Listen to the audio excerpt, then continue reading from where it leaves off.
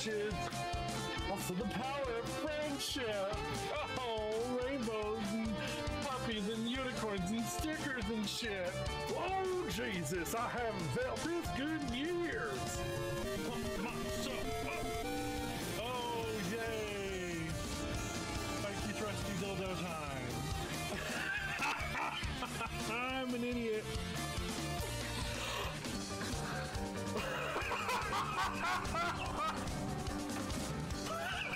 What the fuck?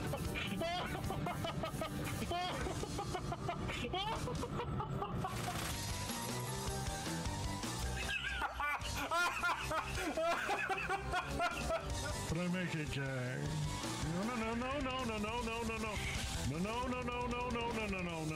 No. Ah, yeah. That's how you use a pipe, yo. What the?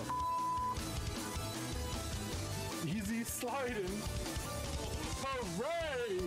B to the holy insects. Ah! What the are those? Why did it look like a sperm? I love it. I love it so much.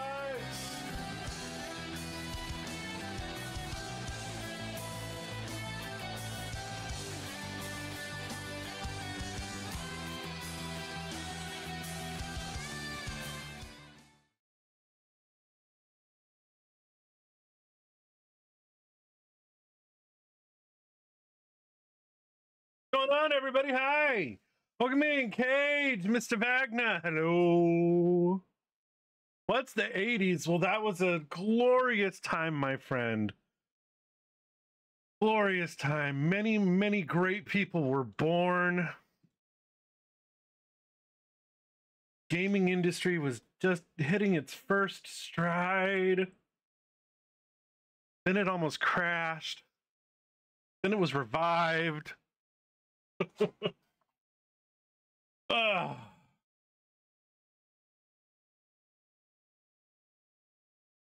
Such a dork. I love you. All right. Thank you, Nintendo. So yeah, Shadowgate was a Mac adventure, and then it was ported to the NES. It's been ported to the Game Boy Color. It was remade in 2014, and I actually backed it on Kickstarter. So my legal name is in the credits. I backed this one as well. It spawned some sequels, but the original developers were not involved. So there is actually two Beyond Shadowgates. There's one on the TurboGrafx 16 and PC Engine, which didn't sell very well because it was for the TurboGrafx CD, and that was super expensive, and it was only kind of released in the States, whereas the Super Nintendo would have been a global market. Then they did Shadowgate 64, which I owned. It was not, no. This one. A sequel 30 plus years in the making.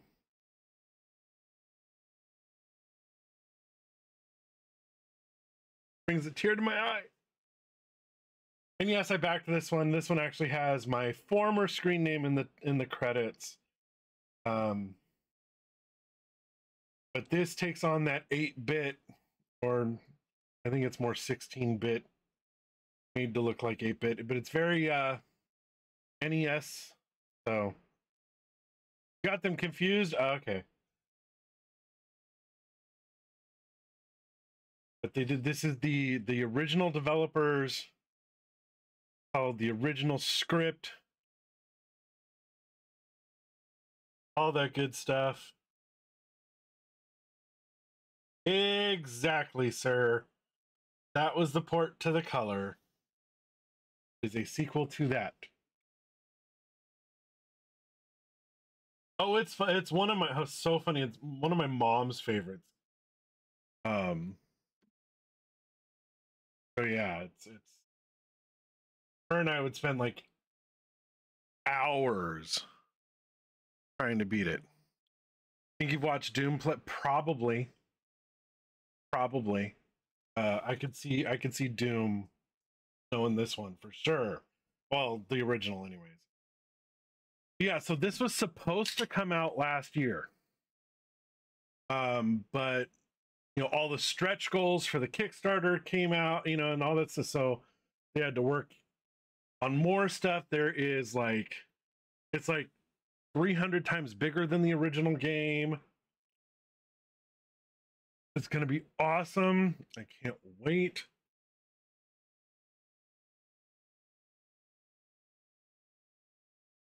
But first, of course, we have to get some housekeeping out of the way. Take a look at the schedule. Yeah, there we go. I need to fix that. That kind of blends in. All right, so we're doing Beyond Shadowgate today and tomorrow. And then on Sunday, we'll be back to Star Ocean unless I find a way to go to my party. Then we'll figure that out later. So what happened with Zelda this released? This is day one. This is day one. This release. We'll come back to Zelda. I wasn't feeling it yesterday. I was really not in the right headspace, and then I remembered that this came out today, and I was like, okay, we need to play Earthbound. I had Tuesday was a horrible day.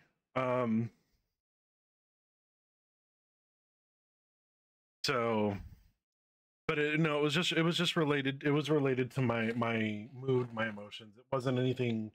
I love Link to the Past. In fact, up until a couple weeks ago, it was the only Zelda I'd ever beaten. So,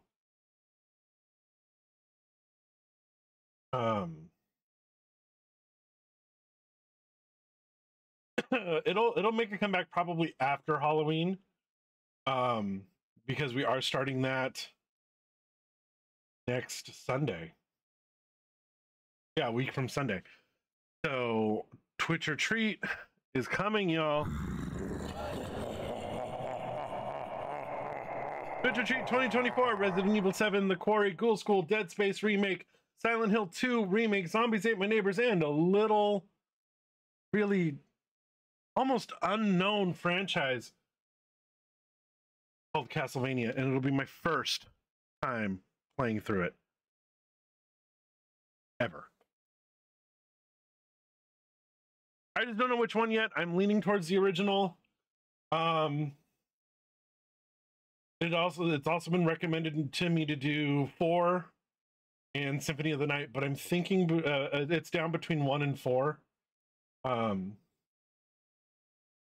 So you're really excited for your next Castlevania series? Ooh. I still got to get the new collection. I have all the other collections because my husband plays Castlevania. Richter's Revenge. Is that the remake or the fan remake?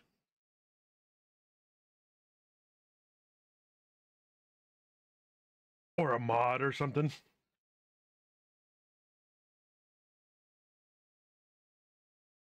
Orange, and it's creamy. Orange cream.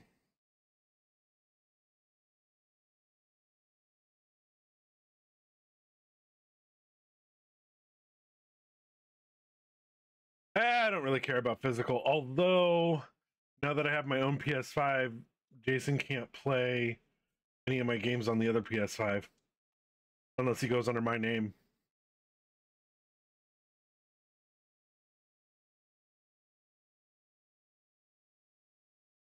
Eh. Oh, I know it's your theme series. Oh, it's just your theme. Oh, I get it. That's your the like how mine is Twitch or Treat. I got it. Okay. Took me a minute. Oh, okay. I've never been blonde unless it's out of a box. I'm just saying. I had dark hair when I was born. Starting to have very little hair now. Although looking at how close I cut my hair, I might pull off bald. Man. All I have is my little mohawk right now. Much. I went really, really close. Really close shave. Anywho. This will be centered around Richter games, Rondo of Blood, Symphony of the Night, Symphony of the Night, Richter Play For, and Redacted. Ooh. Nothing gets me hotter than a Redacted. Never do that again, I promise. Who am I kidding? I'm gonna break that promise so quick. Oh, there's like fur on me.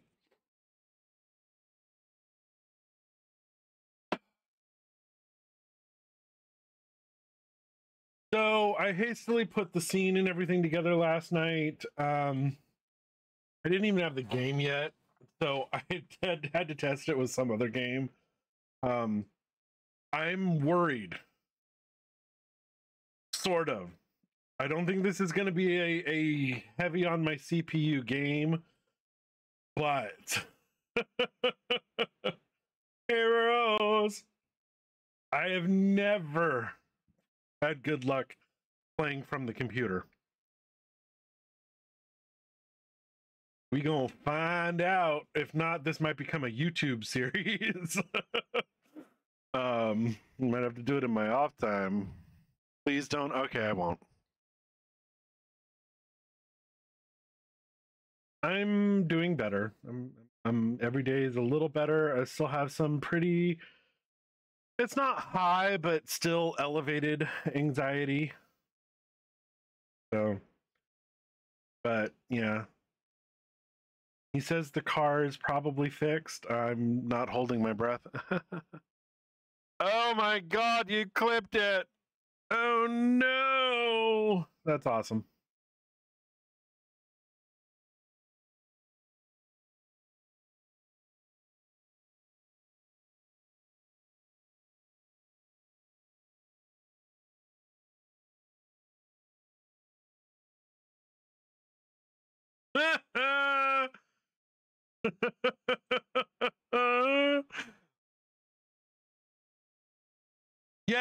Yes, it was the car. So yeah, that was great, Cage. That was perfect. It stays. It stays. Ah. Oh man, I hate about some of these games. The moment you click on something else, it closes the damn window. Fucking hate that. Hate it so much.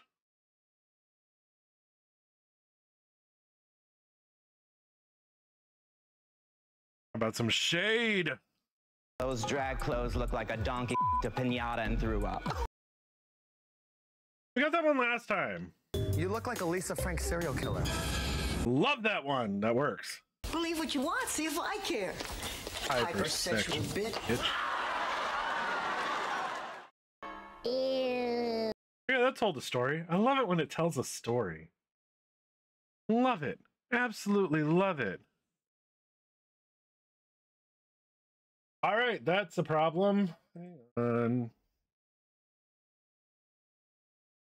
This is horrible. Now it should work.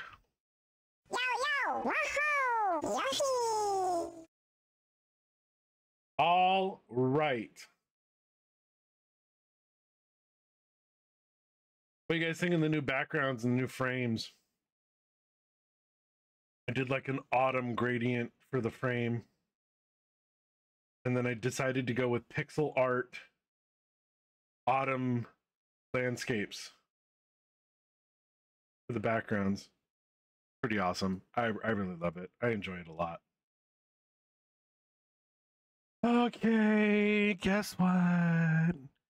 Let's do it.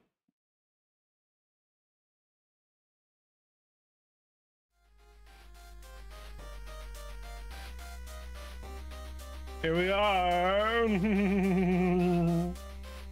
I'm so happy. This is a little, hold on, this needs to be fixed.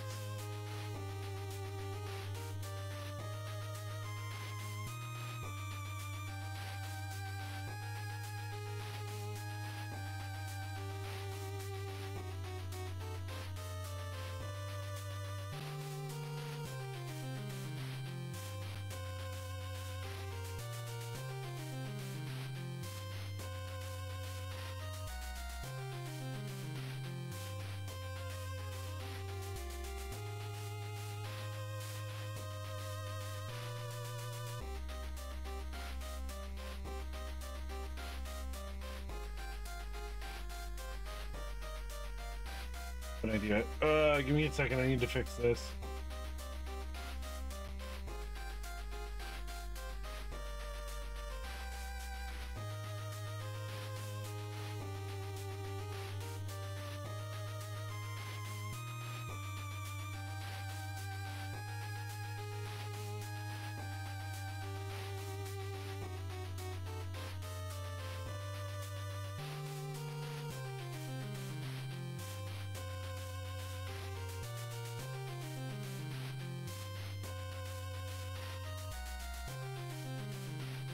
That should do it. All right,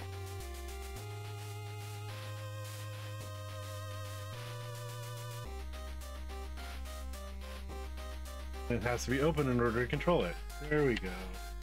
All right. Y'all ready? I'm ready. Finally. How's the music? Hopefully it's good. Want to see something cool?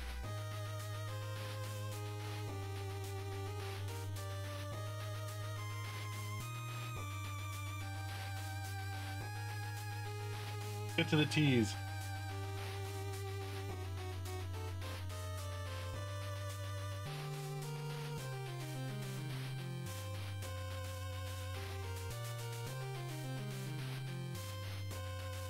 A. K's. L. It's been N. 84 years. N. O P Q R S.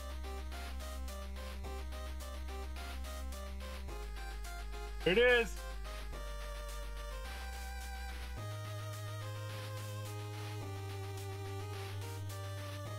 Right there.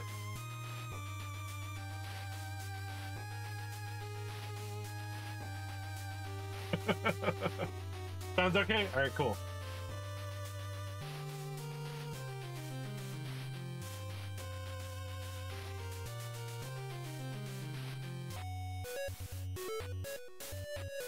You are a carefree fenling named Del Thornborough, who has the knack for accidentally acquiring things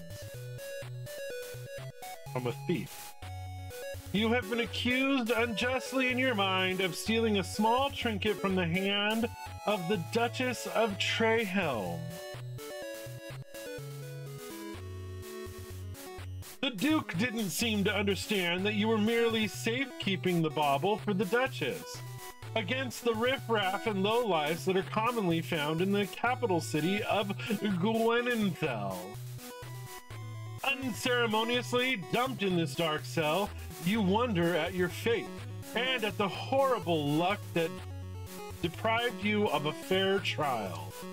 Hoarse from shouting and bored beyond the limits of even the most tolerant fenling, you realize you might as well focus on escaping.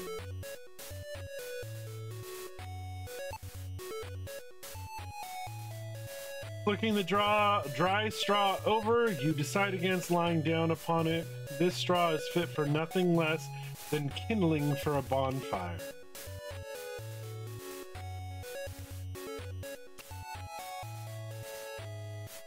This dark and damp cell confirms your belief that this is the most inhospitable dungeon in which you've been incarcerated. These are sturdy iron chains designed to hold the strongest human in place without fail. Luckily, they were not designed to hold fenlings, and you easily escaped moments after being locked up. The sturdy door looks to be a formidable barrier. You should know because you kicked at it for a good 5 minutes after they threw you in here. Judging by the scrape marks, you guess that this bench is not bolted to the floor.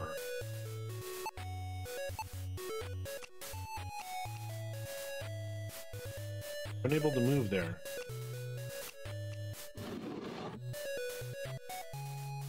Grunting with some effort, you push the heavy bench across the cell until it rests against the front of the door. Ooh.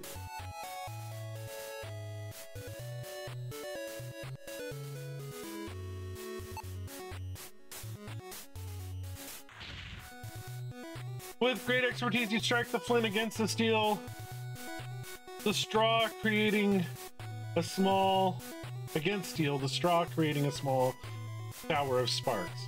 Despite your effort, none take hold and a flame does not yet appear.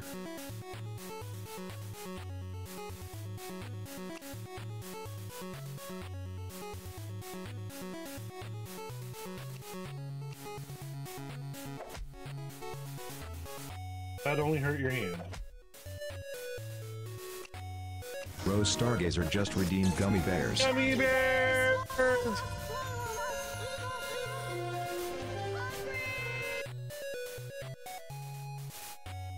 Pink and purple.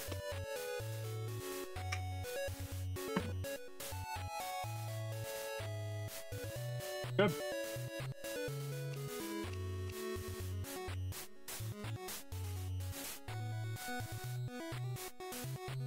The hulking figure of the guard approaches the door. Quiet if ye know what's best, else I'll come in there and teach ye some manners.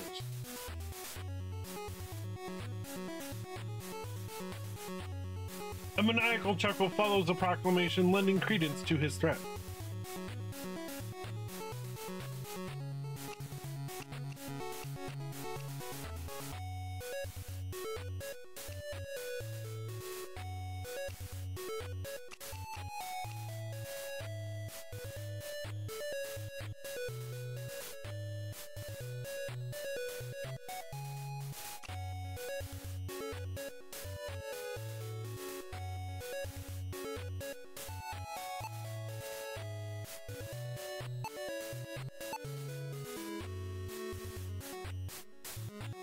Amber is somewhere.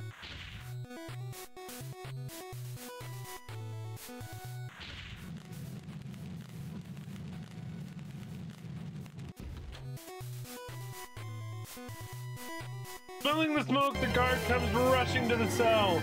You hear the keys jangling as he releases the lock and pulls the door open. In his haste to rip your head from your shoulders, he failed to notice the bench. You can't help but smile at the astonished look on his face before he takes a rather ungraceful dive. A spritzy, and drops his keyring in the process.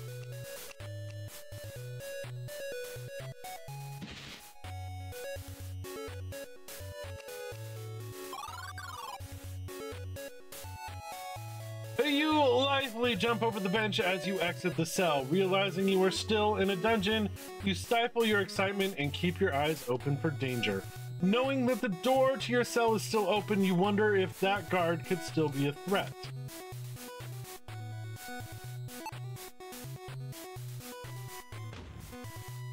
You quickly close the cell door and smile as you hear the lock slide into place.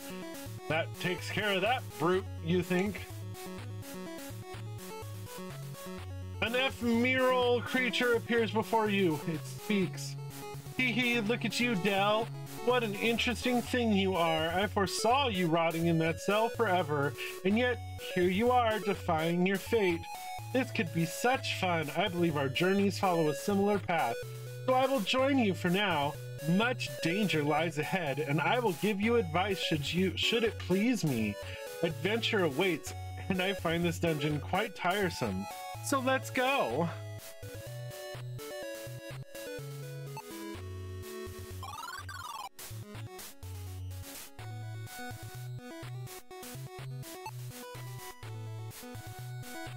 Hulking beast, a minotaur by the look of the horns, patrols the hallway mere feet in front of you.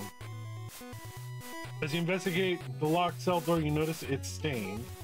Your stomach gives a lurch, hoping the stain is not what you think it is.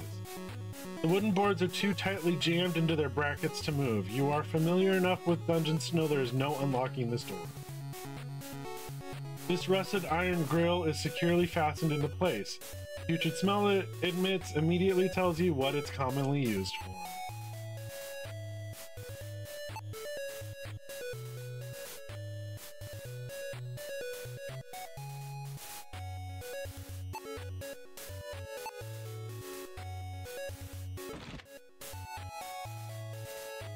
With a satisfying click, the bolt inside the lock releases.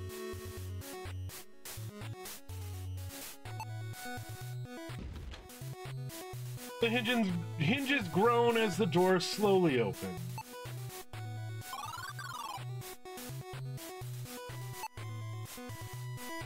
The smell of iron and rot assaults your nostrils, and you feel a terrible sensation as you gaze upon a rotting corpse.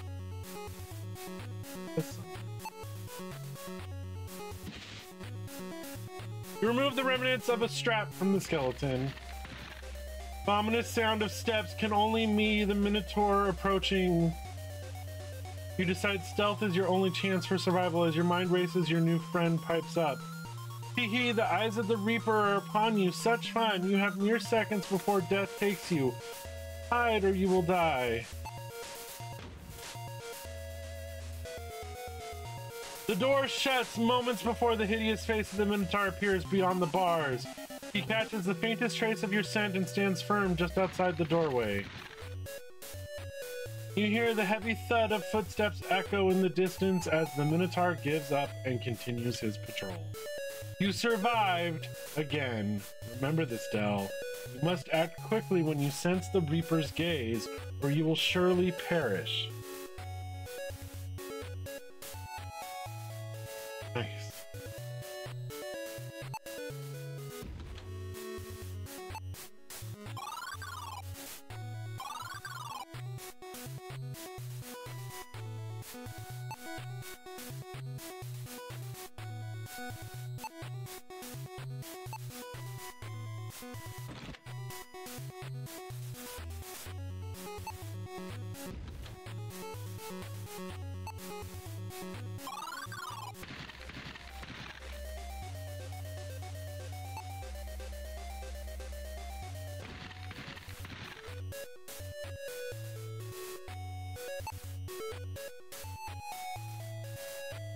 Who are you, Fenling? It matters not.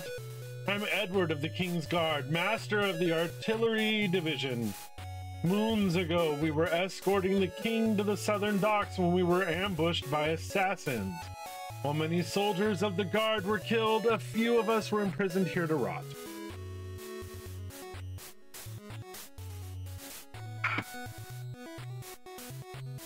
The smells of this dungeon are of Gwenenthal. Tells me that friend has turned foe. I know nothing else, but I may be able to help you. Ye have no hope in combat against the Minotaur. Perhaps you can use this rope to build a ranged weapon. Find a cradle and a small projectile.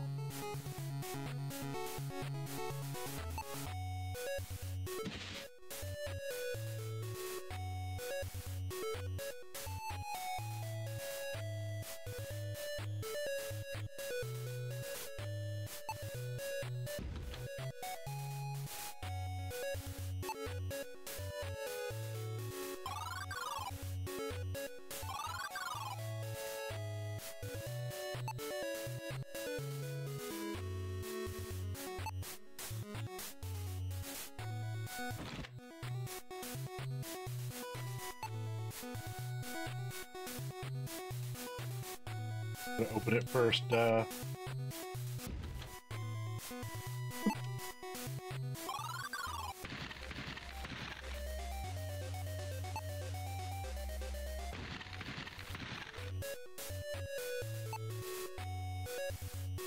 Listen, Fenling, go quickly from here, lest we both be killed.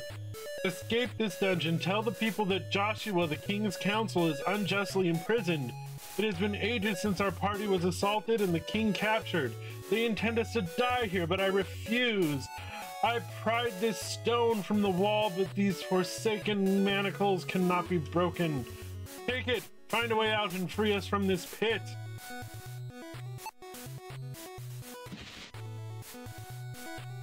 So, okay, I think I know what to do.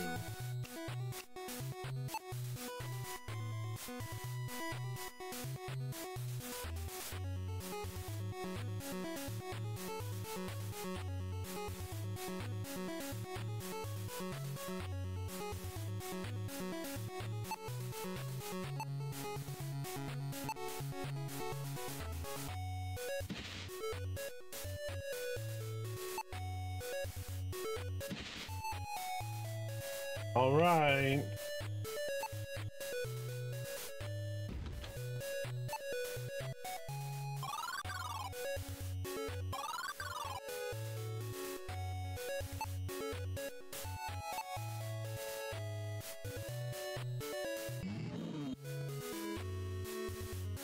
With the sling in your hand, you prepare to ambush the beast. Unfortunately, he sees you and leaves from his post.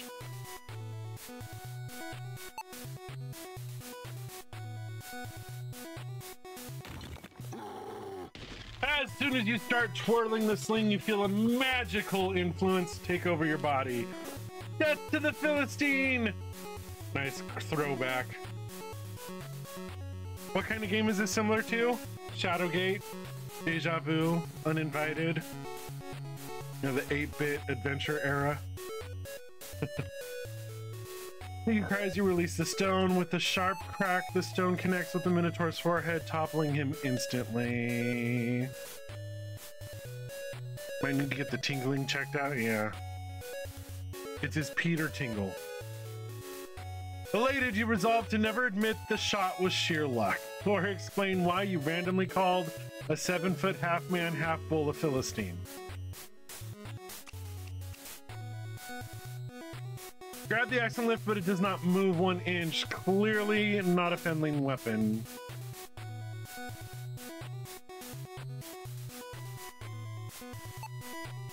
Never played Shadowgate, so you clueless? Yeah, and I've only played the remake on this on channel.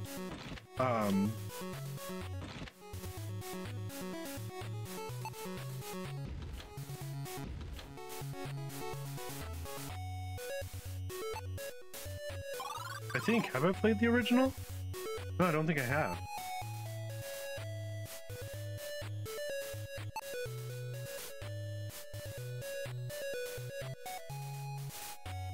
Dungeon crawler?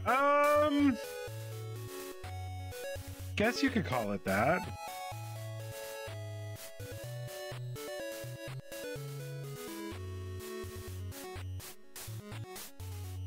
Too heavy to lift with your hands alone.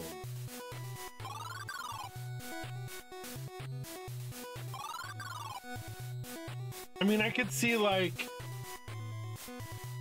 you know, like Eye of the Beholder getting, you know, it's kind of, you know, those advanced Dungeons and Dragons games from the NES, SNES era, you know, getting, taking a lot from Shadowgate and stuff.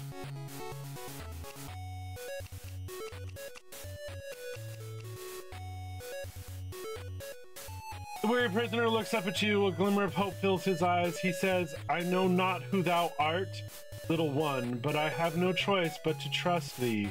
Know that I am King Arande, Lord of Cal Torlin, warder of the southern seas, and still do I live. Listen carefully, my wayward friend.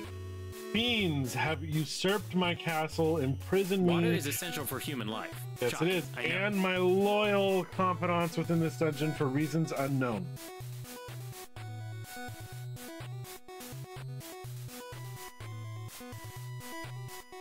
Without the royal seal, the claim to the throne cannot be legitimate, and another ruler may come to occupy my lands.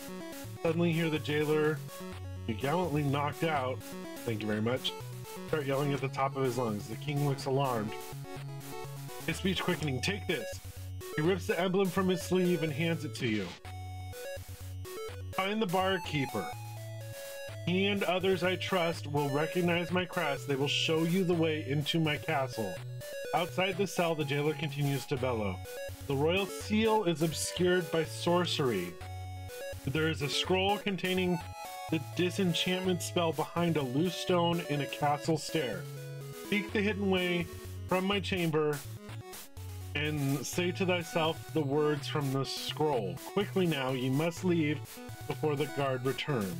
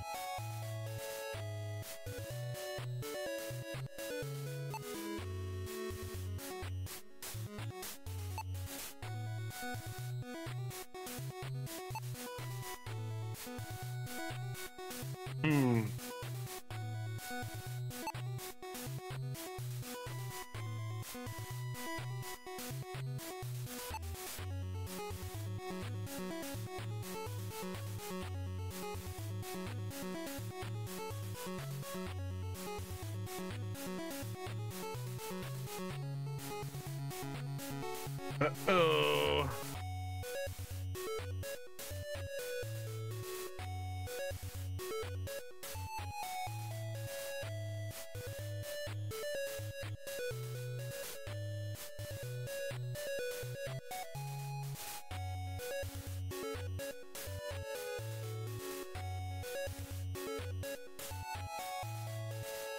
Oh my god!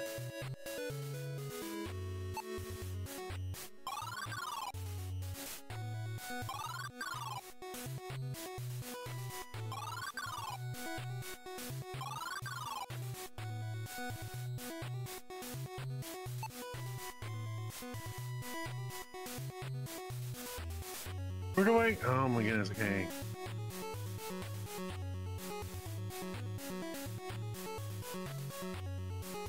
Oh, I'm an idiot.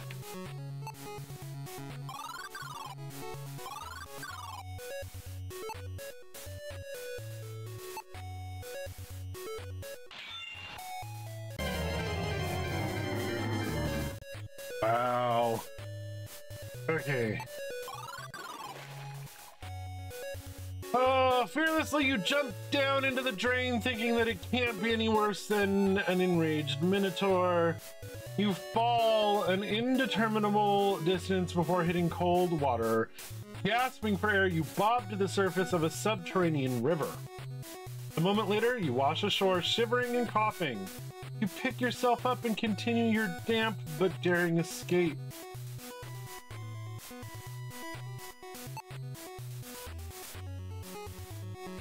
Passageway at the end of bucket rest and pool.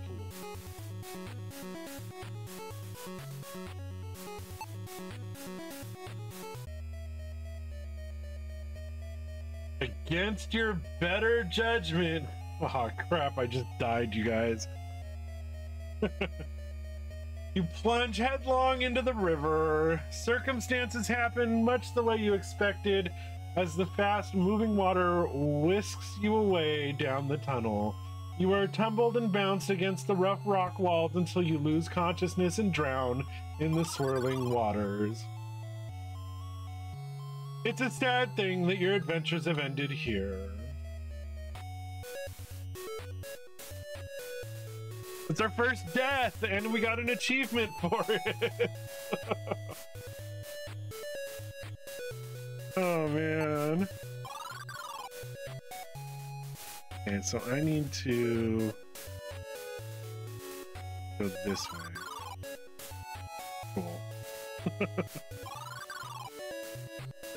Oh, hello. What's this? Can I speak to you? The beast looks up at you, making you feel decidedly uncomfortable. It can smell the farthing in your pocket. It surely wants to add it to the collection, even if it has to rip you apart to get it.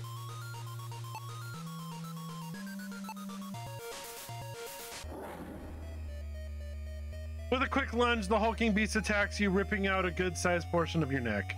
The beast claims its prize, a shiny new farthing, plucked straight from the cold, dead hand of a genuine fenling. You've now died twice. You've died, the sky's darkened, and the world is doomed.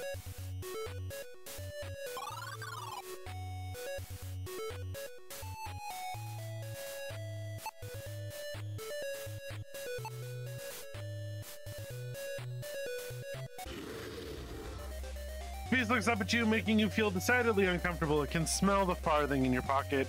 It surely wants to add it to its collection, even if it has to rip you apart. But I...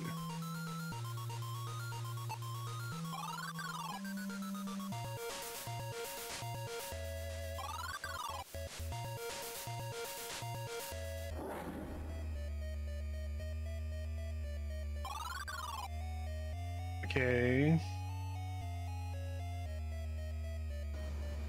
You in danger, girl.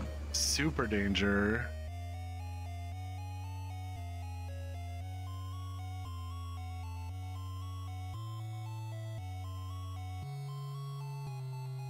Oh, okay. I'm so glad I paid enough to get the strategy guide.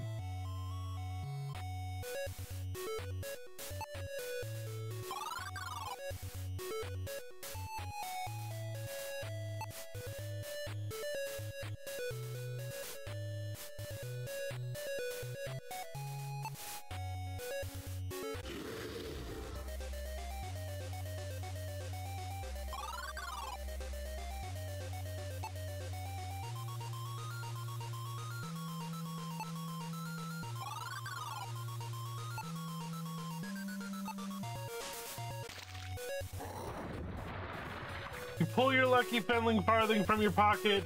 The creature stares at the coin as you hurl it into the water. With something resembling a squeal of pleasure, the beast plunges into the swirling waters. It forages along the bottom of the river looking for the shiny coin. With a hop, skip, and a jump, you quickly leap from the beast's back and safely cross the river.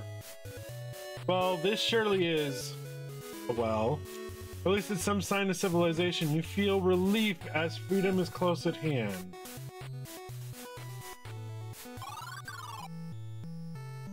After an exhausting climb, your hand grasps the lip of the well as the rope snaps free and falls below. Panting and hanging on for your life, you grab the stone wall with both hands and clamber over the lip of the well. You land in the mud with a dull thud, knocking the wind out of yourself. Luckily, no one saw your embarrassing fall. Okay, Rose. Easy as pie, you gasp while catching your breath and thinking there's not a dungeon in the world that can hold you. Looking ahead, you see city streets expand before you. A sigh of relief escapes you as the sun warms your face. Suddenly, the charge of the king echoes through your mind. Find the seal, expose the traitors, and save our kingdom. Remembering the king's plight, you steel your nerves and step forth into the capital city of Gwenenthal. Your determination to help is strong, an unusual feeling for a fenling, but you sense you'll end up regretting this decision.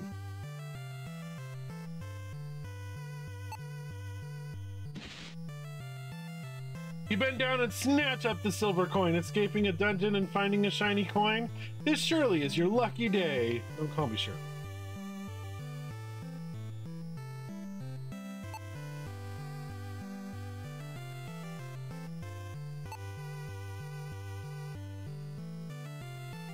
Oh, that's the well.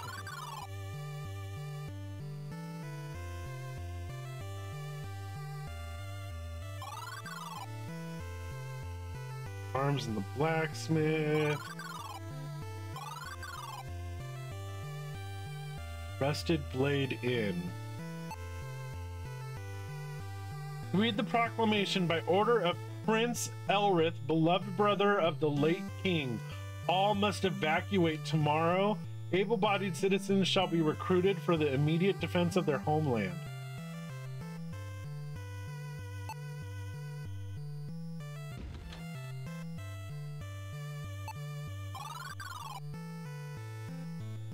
Entering the inn, you see a stout man staring intensely at a cloaked figure. You walk close enough to hear their words. The cloaked figure whispers, "See that you place the wares in his bedchamber. No more delays. Either he dies, or you do." His piece said, the man in the cloak storms past you, ignoring your presence. Your eyes return to the stout man at the table. His face bright red and hands fidgeting, he stands and dashes for the exit, nearly knocking you over in the process. "Jerk, You shout, hoping he hears you. But he is already out the door. Seeing your anger, the bartender speaks up. I don't mind, Owen. Crooked as a gnarled root, that one. Wormed his way to trade minister and mucked everything up since. Now I can't help but wonder, what brings a fenling to my inn, he says. Before you respond, you briefly ponder the ominous threats you overheard.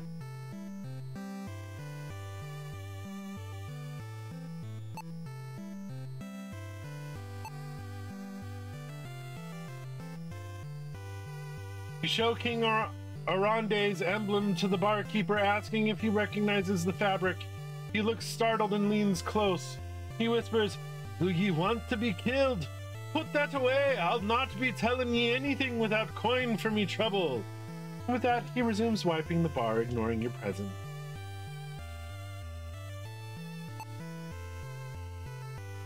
The barkeep leans close, taking your coin while asking, "What is it ye want to know?"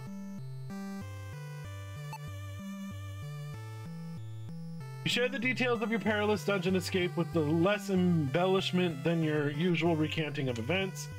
The barkeeper pauses for a moment before speaking. That be the emblem of the king, but looks may deceive. Gwenenthel has changed, Fenling. Friends be rare and executions common. Prove to me the emblem be true.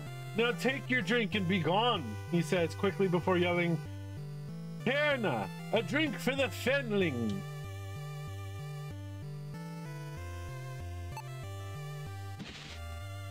The barmaid smiles at you as you reach for the drink. As you begin to sip the sweet ale, something bumps your lips.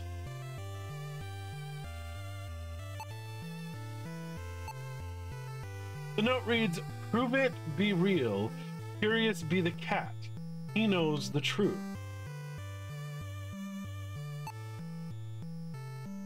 Enjoy your time at the Rusted Blade, fine sir. You look around, checking to see if she was talking to someone else. You were just taken aback from the being called sir.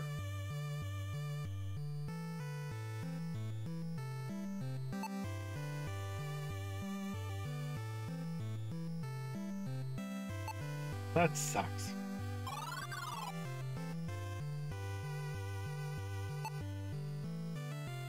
You challenge the soldier to a game of cards. He replies, "Happy to oblige. When I'm all set up, come back later." It's a rendition of the famous Woodland Hunter painting, commonly found in taverns throughout the land. While the creature varies to match the local forest wildlife, the hunter is always depicted using a bow. Any good inn has a game room, and the Rusted Blade does not disappoint. Oh, hi, Yin! How goes it? Oh, where do I want to go? Something about the cat. Oh, okay, cool. Good, good, good.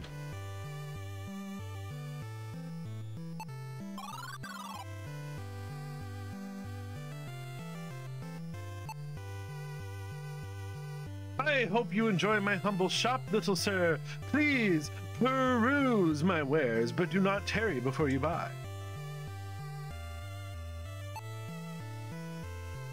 With this old chest has the designs of an elven craftsman upon it. Interestingly, it's not a chest, but a painted wooden block. And it is why I no longer buy auction lots, he says with an audible sigh. As a replica of the famed pirate galleon, Aurora, I freely admit I lack the patience for crafting such a model. We'll need a night out with drinks soon. I'll be sure to invite you with that. Okay, if I can get down there, I wanted to get down there Saturday for Trousers Down, but I have no way to get there. It was given to the Duchess of Arfat by the legendary dwarven glass craftsman Emerset. The dwarf made this flask especially for the Duchess to match the color of her eyes. The craftsman who carved this snake from clay must be a master. It is extremely lifelike. That scroll is most mysterious. I found it on my floor, holding secrets untold. Mostly I'd feel bad throwing it away.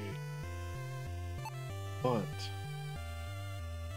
Don't touch!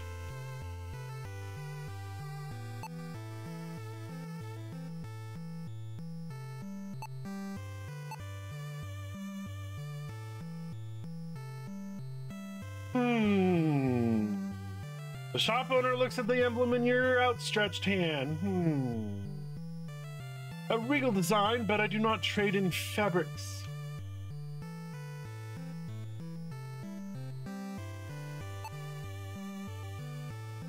It is but a minor bubble, however, note how the gem catches the light beautifully. Shopkeeper says, appearing memorized. Can I just hit him?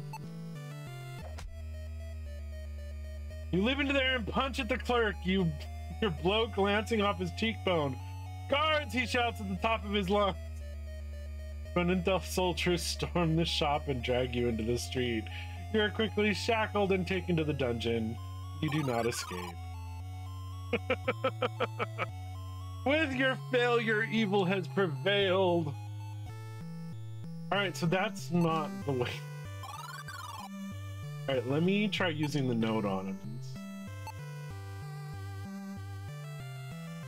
As I scan the note, I can evaluate your emblem, but my services are not free. That buffoon at the weapon shop badmouths my wares, yet refuses to return them.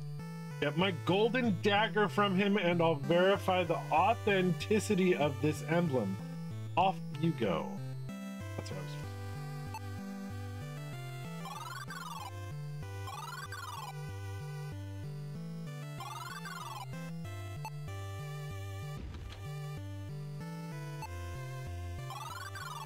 All right.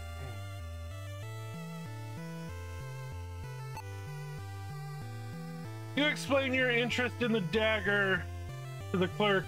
He scoffs. That man is a crook, and he'll get no favors from me. The dagger is as magical as my left boot. But you can help me. I fancy the rusted blade barmaid, but I've no courage to say so. Go! Speak with her. Tell her my feelings. Do this for me, and you shall have the blasted dagger, he says demandingly.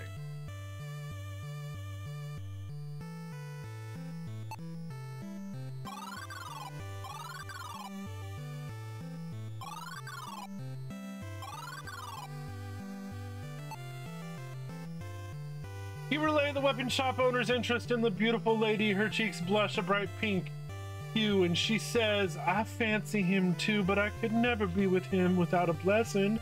I can't leave the inn for hours still. Can you talk to the monk for me and get his favor so I may see my love tonight? The monk?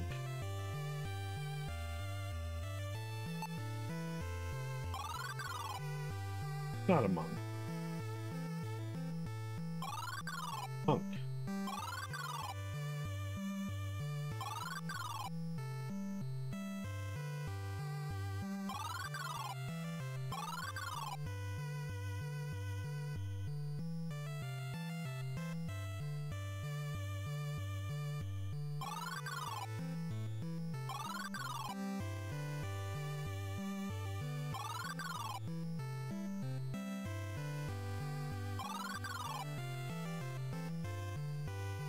Okay, I need to find out who the monk is.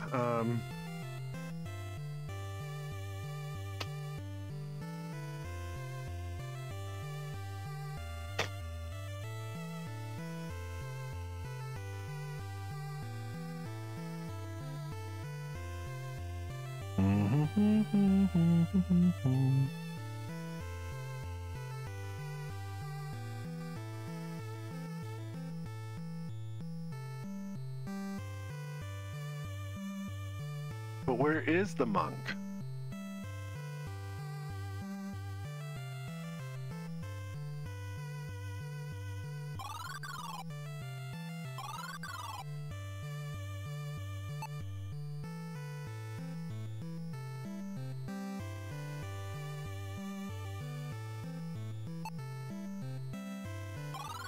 Now we're going to talk to everyone.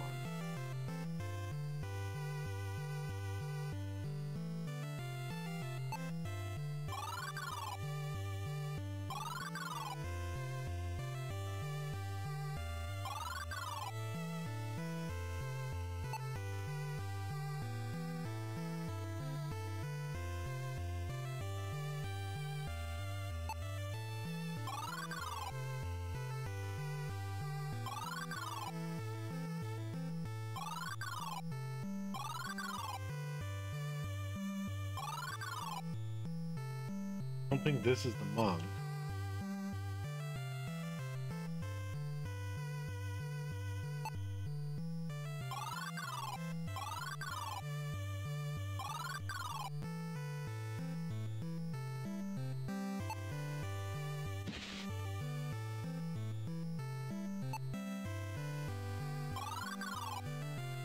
Giggity giggity, giggity goo. Stick around. Here we are. You explain the barmaid's request and ask the monk for his blessing. He says, "It's about time with those two. Alas, I lent the charm to a soldier. Find him and return it to me so that I may bless it."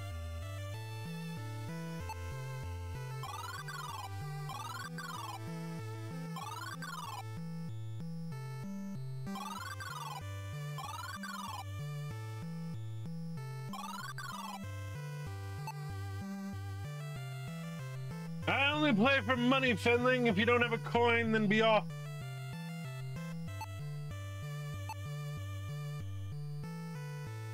Ah, there's some coin then. Join me, little Fenling. Best me in a fair match and I'll have a prize for you.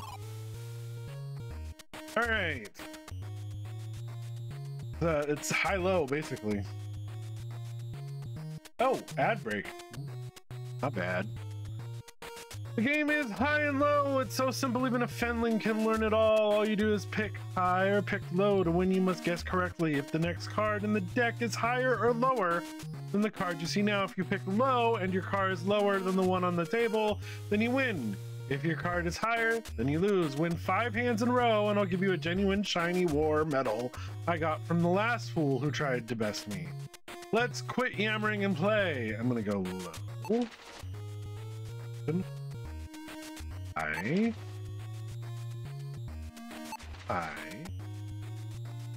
Oh. Hi. Well, dang! You're just too lucky! Take this medal and get out of here. Kinda easy. But I can see how someone could trip up on the, when the 6s.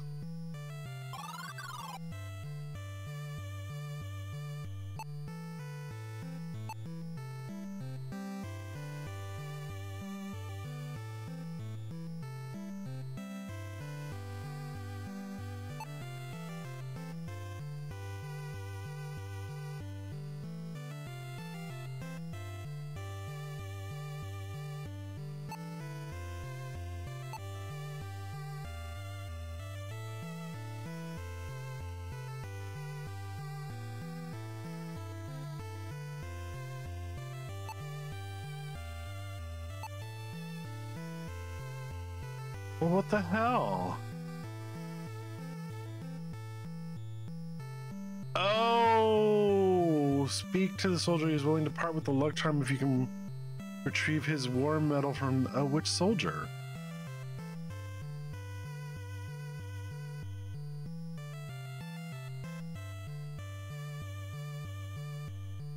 Which?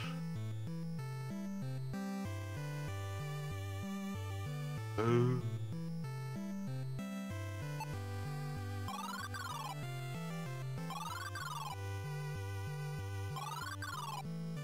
This soldier. You ask for the charm, the guard nods, frowns, and looks through you. Indeed, it is lucky, but perhaps it is not. My troop was sent to patrol in the Torland Forest. I returned alone in sorrow. Some days, I do not feel so lucky, Fenling. A certain card-playing scoundrel took my war medal. Get it back for me, and I'll give up my lucky charm. Okay, that's what it is. Okay. That's what I was missing. Where sometimes I feel like I don't have the brains for these kind of games. Hand over the war medal to the guard. He inspects it and hands you the charm. I hope you fare better with it than I, he says with a somber tone as he resumes his duty. Ah, they'll never get me lucky charms!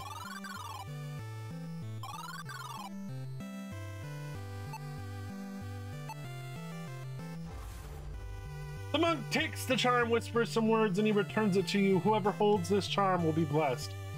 May you be at peace, Fenling. Peace be with ye.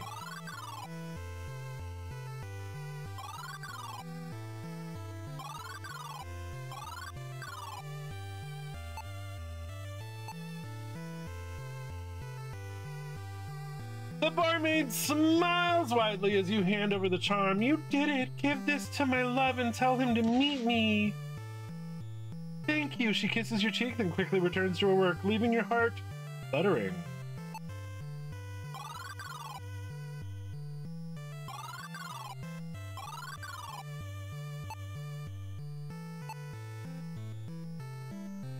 The clerk's face erupts into a smile as he recognizes the hairpin. He shouts, "She does love me! Oh my god!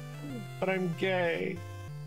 He reaches over the counter and lifts you into an uncomfortably tight hug. Told you he was gay. "Bless you," he says, delivering a kiss on your nose.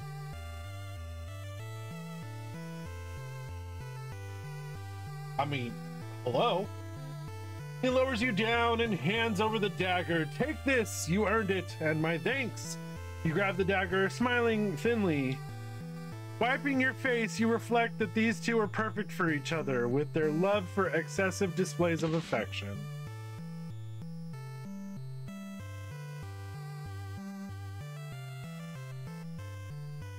And neither one of them got my consent. Do you see this?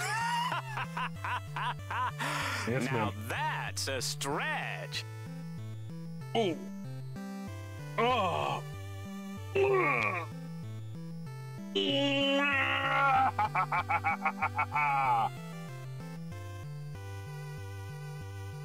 A nice stretch.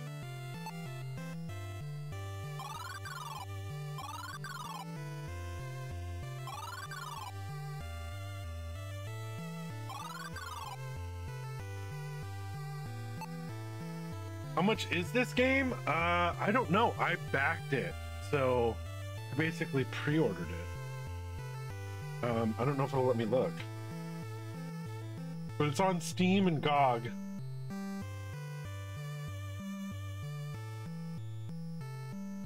I wonder if it would let me use the GOG key. If I can give it to someone.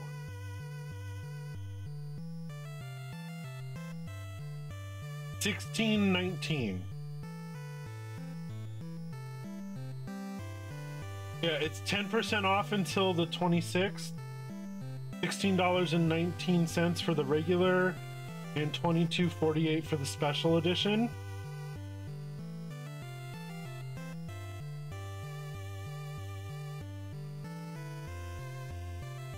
GOG is another like Steam type thing.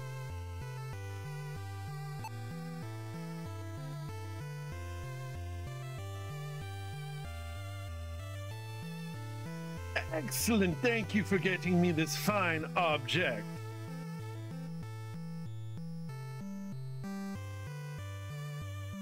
I'm warm.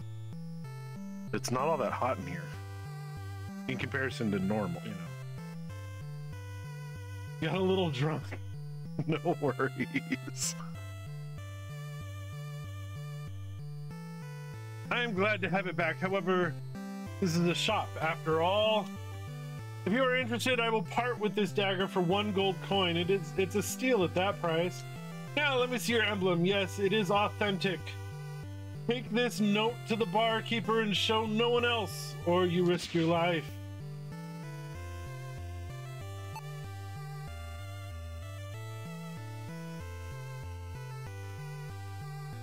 Oh? You're super pissed off. It's oh, not just super. Super. I'm sorry, Rose.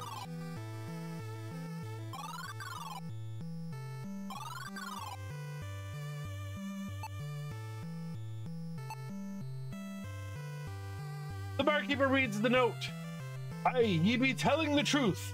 Our king lives. Go to the smithy and repeat to him. Prevail quickly, Fenling. Take this key and go. Okay, I didn't know. Still, you know.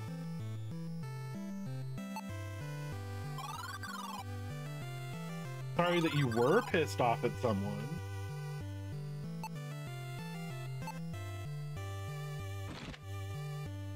never fun. Well, sometimes I guess it can be fun. Oh, of course my feet won't take me there. I have to open the door as well as unlock it.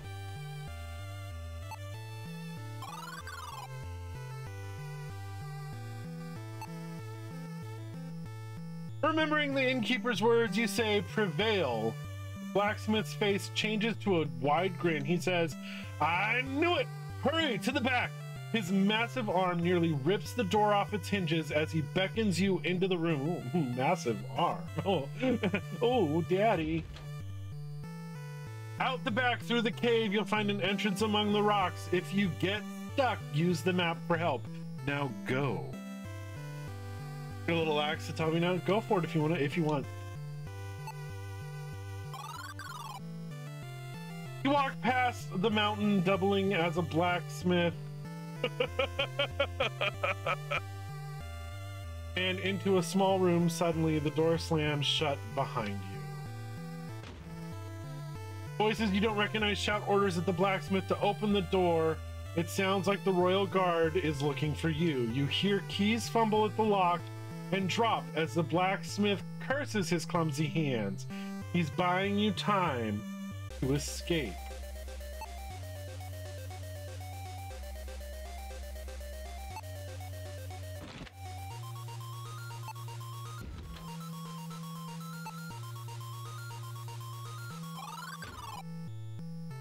The heavy wooden trapdoor was slammed shut when you left. You cannot lift it open. Oh, I don't know if you'll bring chat down. Pan Sage, is that the one I need? No, but we'll catch one anyways.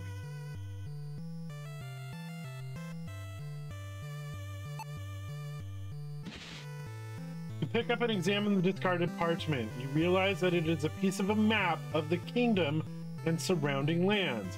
It's not complete, but it may prove useful, so you decide to hold on to it. Looks like it's the back door for us. Shannon has been stubborn about taking...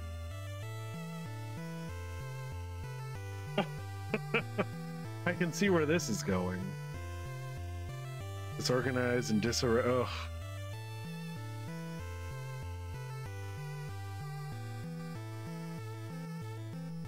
I feel that because that's what's going on with my sister's roommate. Trying to fix it himself. Take pride in your clean space. Yeah.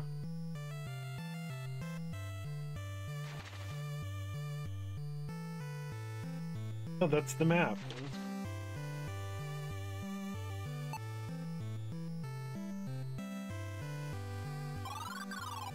Little bit of the OCD. As you exit the cave, you see a makeshift camp flying the banner of Lord Jer, built along the outskirts of the city walls. From the size of the camp, you guess Jer must have over 50,000 troops ready to lay siege to Gwenenthal. You must hurry.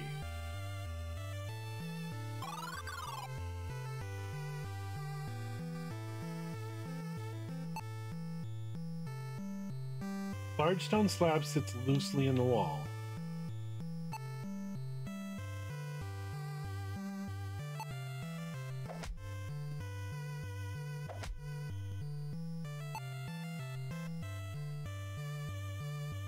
Elaborate stonework here surely hides some kind of entrance.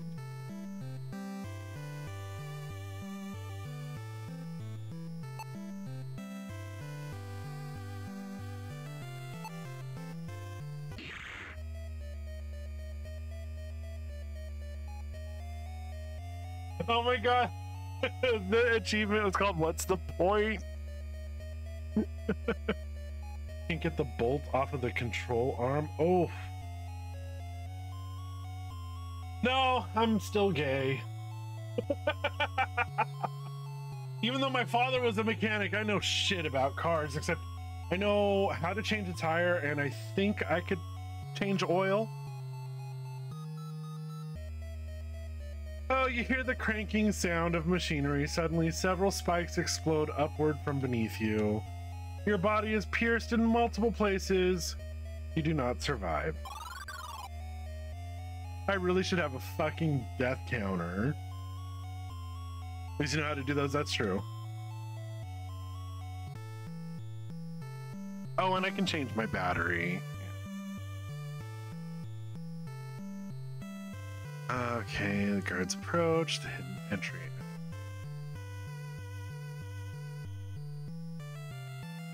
Oh!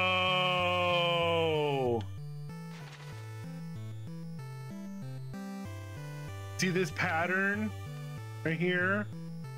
That's what I have to do.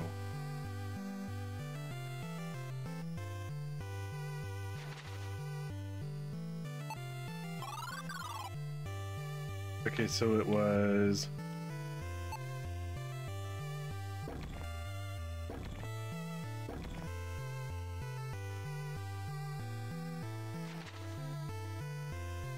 Whoops, that's not it.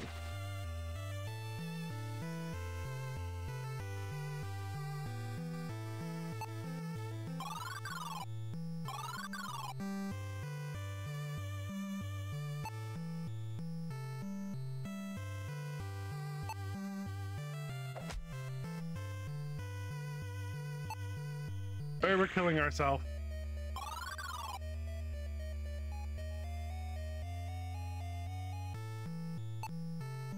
I did it wrong. I did it backwards.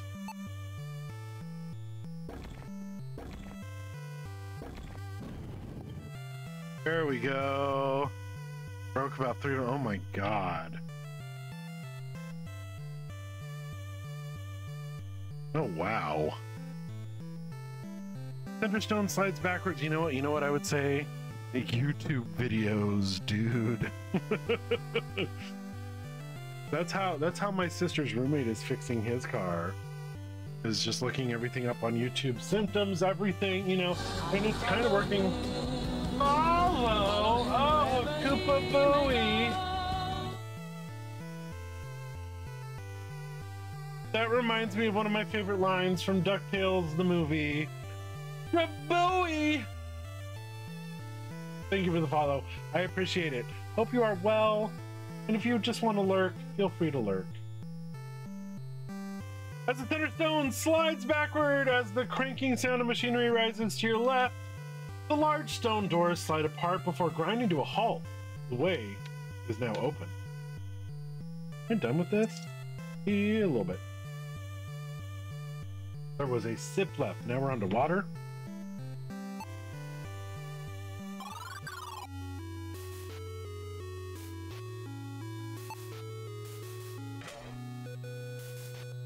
You grasp the lever and pull down hard. It grudgingly moves and then gets stuck. You hear machinery creaking to life as the stone door slides open.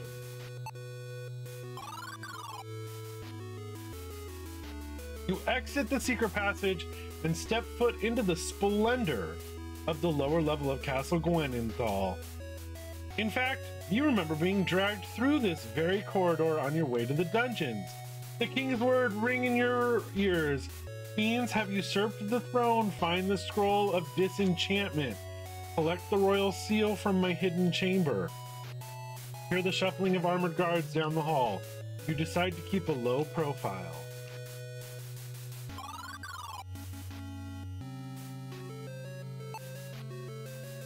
Okie doke, Rose. Yeah, I should go for a walk tonight. Guest book for visiting nobles and diplomats sits atop the luxurious desk. There have been no visitors for months. Seizing the opportunity, write Del Thornborough on the page in big letters, very big letters.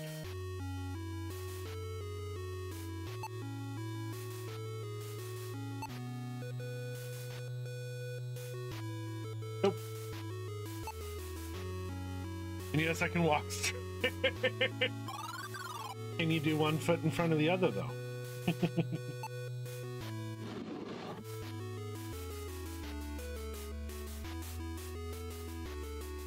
Lighter than it looks, or I'm stronger, you say. Pleased with your work. Okay.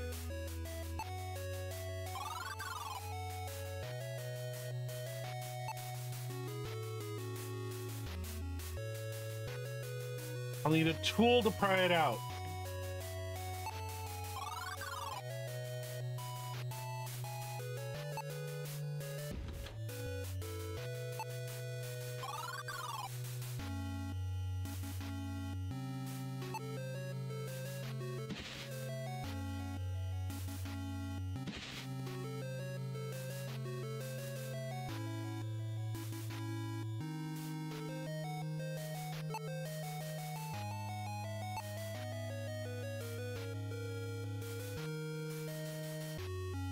can't use it on myself?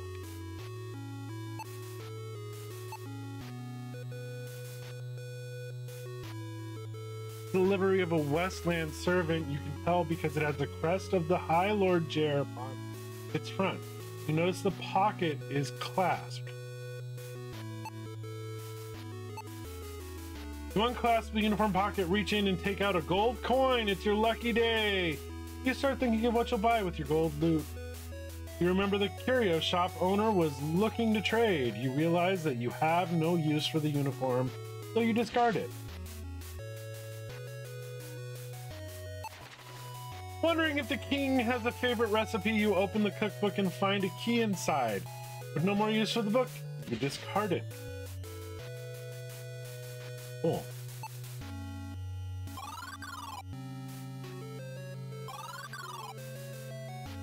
As you step into the hallway, you see a gaunt figure approaching. A raspy voice calls out to you. I didn't know they allowed your kind in my castle. If you must sully my halls, then know your place and show deference. Bow your head to the royal chancellor and address me as Sir Balazar, halfling, or I'll have you reprimanded at once. Slowly bow your head and through gritted teeth utter, yes, Sir Balazar, as the man walks past you down the hall. You lift your head and wonder if there's something in the water supply that turns the people here into raging jerks.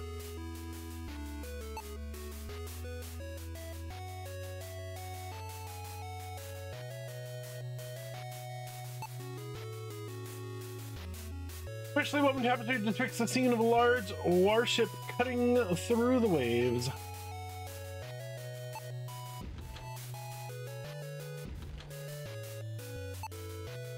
Ooh, this one. It's a map of the lands around Gwenenthal. Markers on the map show that the city is surrounded by hostile forces. You notice that it is suspiciously only loosely attached to the wall. Outlined is a vague plan to defend the city against an all-out attack on its walls. There is a hastily scribbled note written on the bottom of the page. Ivan, Jer's advisors, did not believe the story of the king's kidnapping. That is why he has come with his army. When he discovers the king, he will surely seek vengeance. You must act quickly to dispose of the prince and pin it on him. Use the Mandragora from Veldar, then execute the king. I have fled. If you fail, I suggest you do the same, Jalad. Chronicle of History of California. I'm gonna take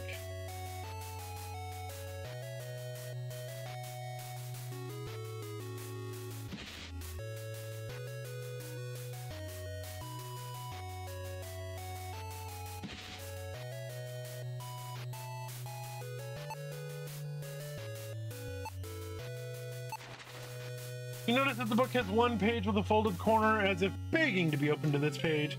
It contains a passage about Prince Torlin Gwenthal, the founder of Gwenenthal. Prince Torlin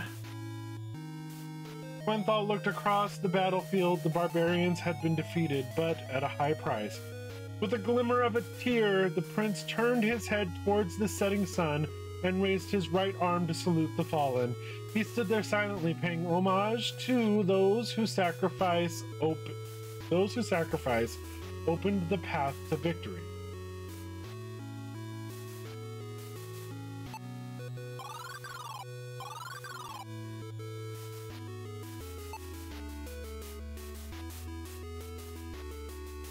It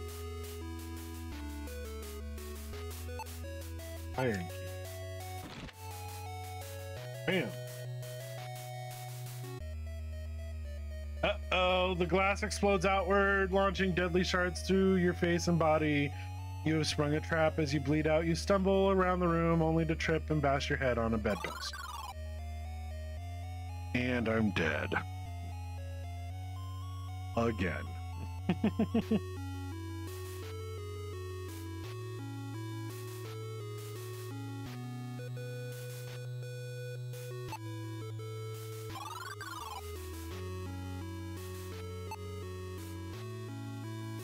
Judging by the fine furniture, this must be the room of a castle official.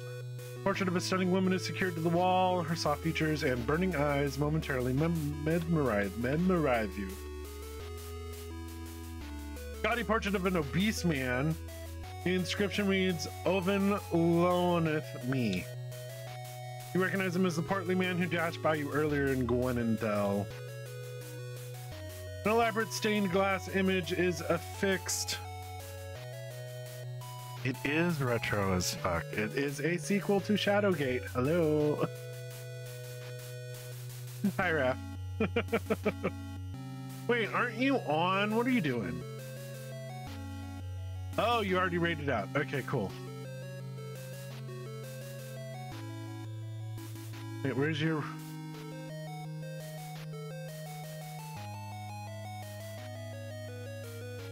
Well, I can't do your raid message then. And early boyfriend's coming. Ooh. Naughty times.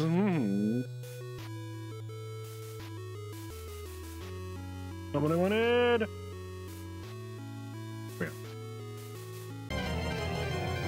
Never seeing last image is fixed to the wall, blah, blah, blah. Behind.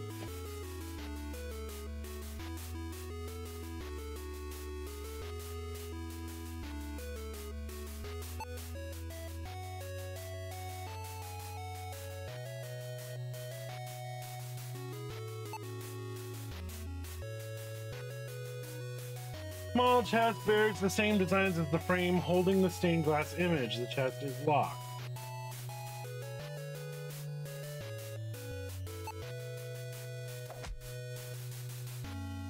Hurt your hand. Is it the Goonies 2 game? Ouch, that's smart. Okay, so I cannot do this then? Like what's happening? What's going on here?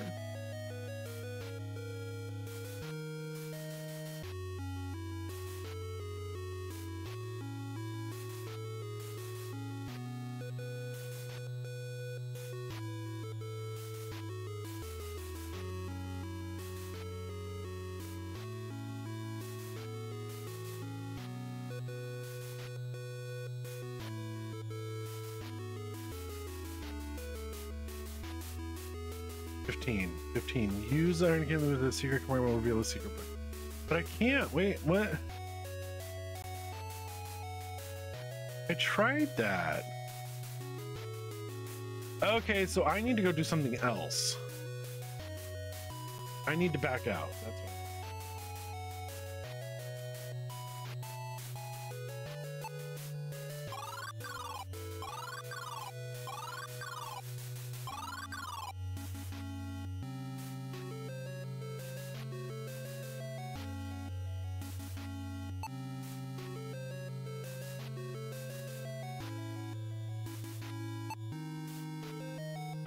That.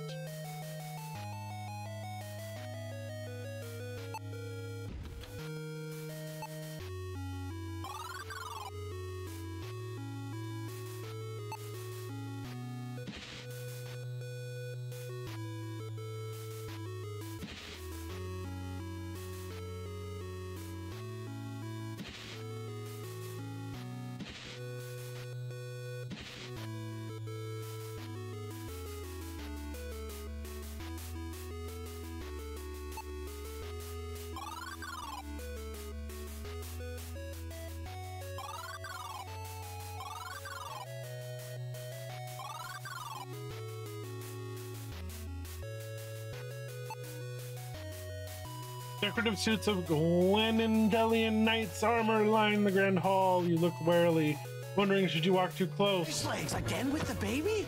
Awesome! Oh my god! Welcome everybody. I gotta not lurk on myself. Omni, thank you for the follow. I appreciate it. Welcome in everybody. Is he shirtless? He is. Okay. Welcome in everybody. I am Casual Gaming. Let's Wait, what happens if I press start? There we go. Let's pause it. And let's come over here. Hit Welcome in, everybody. I appreciate the raid so much. I don't know why I'm leaning on my microphone like this, but I am. For those of you that know me, I'm Casual Gaming, formerly That Casual Gaming Guy, a variety streamer. Right now we're playing some Beyond Shadowgate, which released this morning. I've been waiting for this game for a little over a year now. Actually, a little longer. So yeah, let's give you a shouty, my brother from another mother.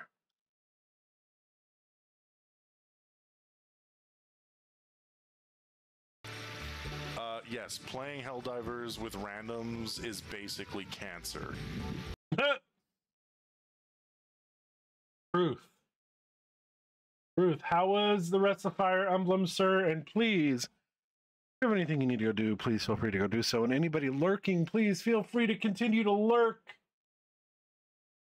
Because we're a lurk-friendly channel here.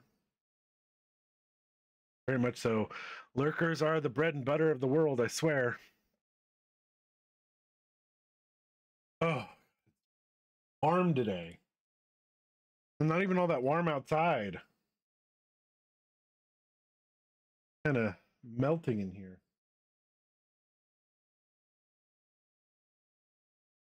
But yeah, all right. You know what we're going to do? We're going to head back into it, y'all. You know what else I'm going to do? Hold on, I need to fix this.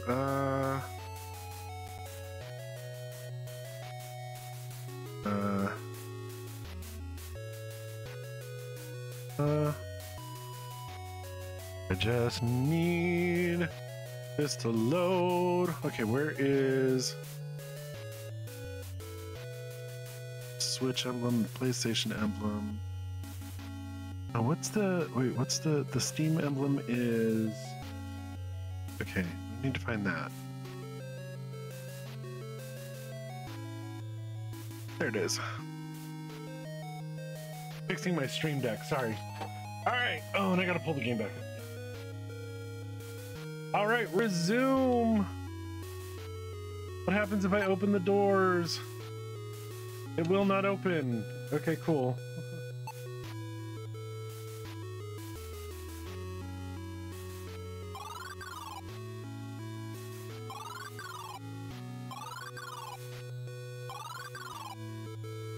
Okay, we want to use...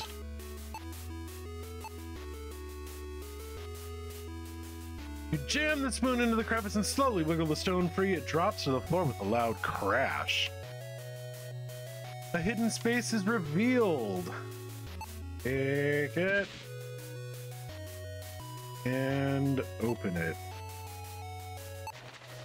You gently open the scroll and begin reading. The royal seal is proof of sovereignty. Sovereignty? Sovereignty.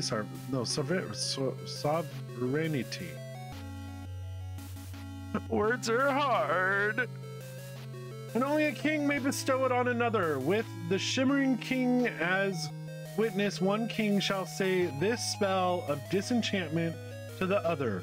Tar Gwynthal. Realize it is a magical word of power. You have, in fact, been given some sort of magic. You have learned the spell Tar Gwynthal.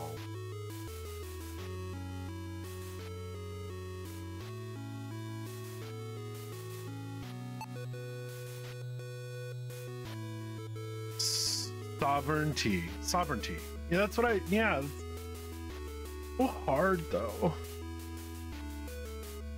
Can I open the invoice, or do I have to look at it? It's an invoice from the tavern. Bottle of the king's wine, ×1. The number of zeros on the bill is astounding. It looks like the bill has been paid in full, and the wine is ready to be picked up. English do be hard, yo!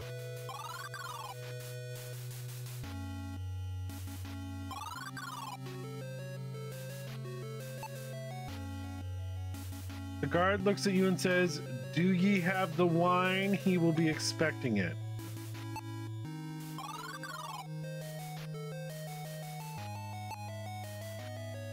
Unlike the wooden doors found in the rest of the castle, this steel door is clearly meant to keep everyone out.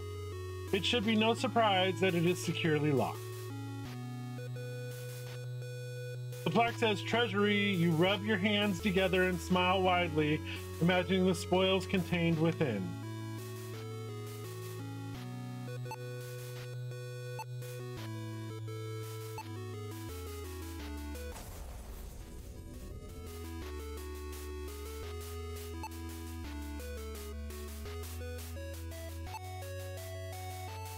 Fine.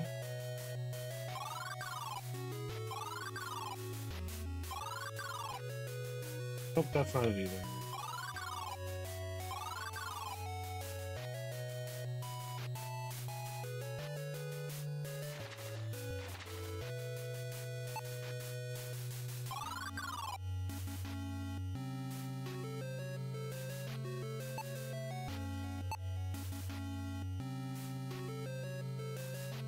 That's not.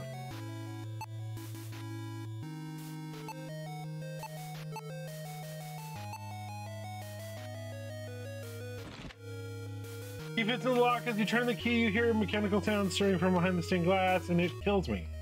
So how do I not die? Let's see.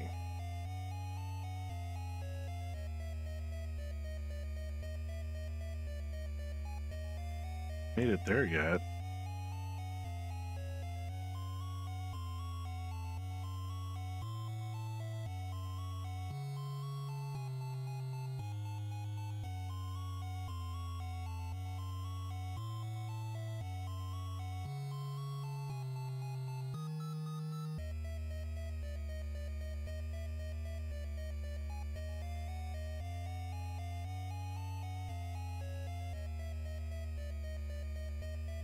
Oh, I don't have the gold dagger.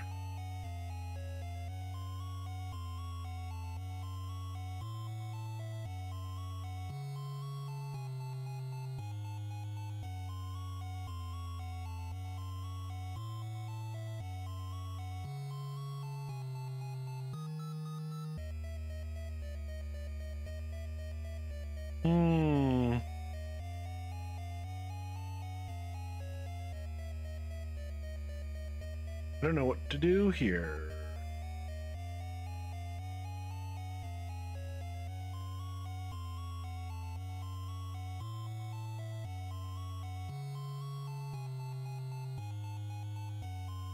Okay, so I gotta go back anyways. All right, cool, whatever. Yeah, we bleed out. Yay, how much fun. All right.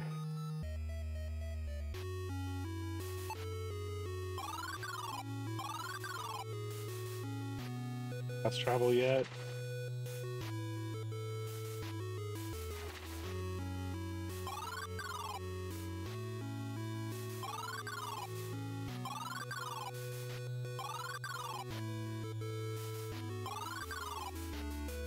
Gotta find the way out. Proper way out. Where's the...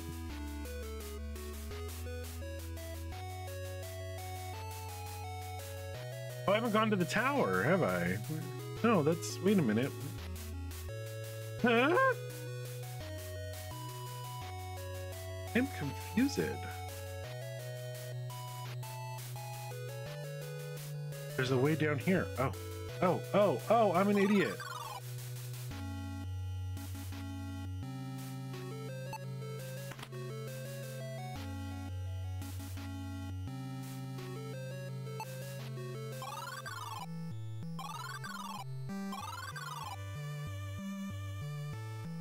Loving this playthrough, has such a good story. Good! I've never really gotten into Fire Emblem. Never mind, I'm not one for tactical though, so.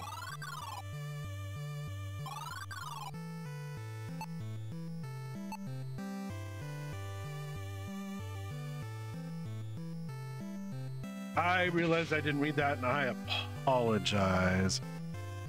I enjoy it on easy mode, maybe. I don't know. I never really enjoyed tactical RPGs. Never been my thing.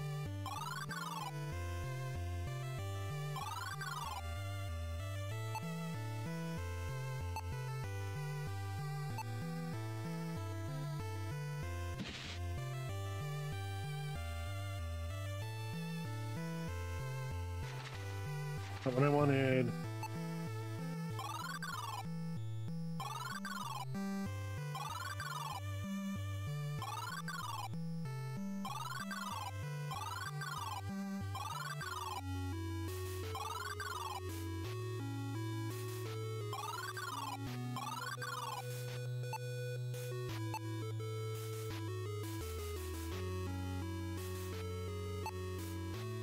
Okay.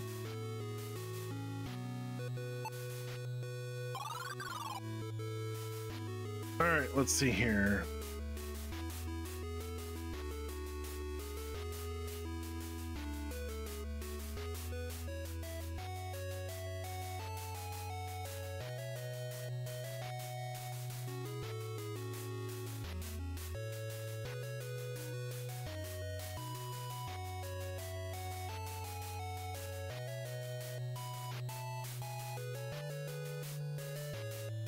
Oh my god, I'm an idiot. Okay.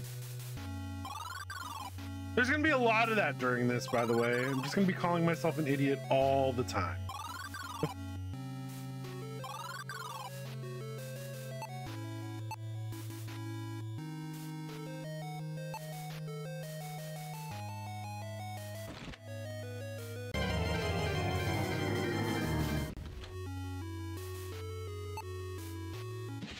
What do we got? Huntail. Okay, Hunty.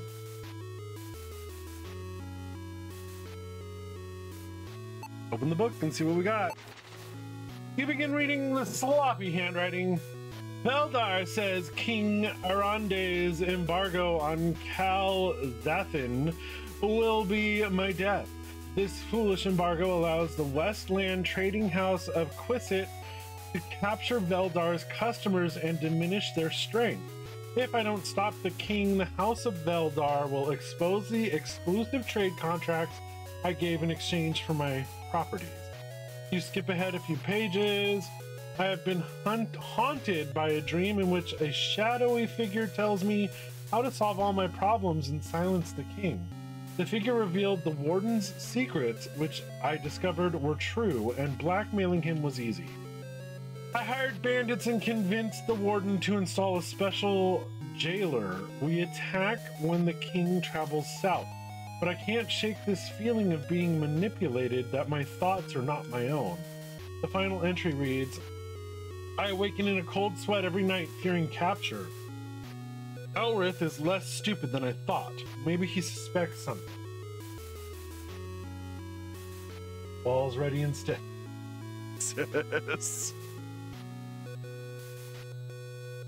Maybe he suspects something. This proves Ulvin and Veldar are traitors. Surely there's someone in this castle you could show this evidence to. Not just anyone. You don't know who you can trust.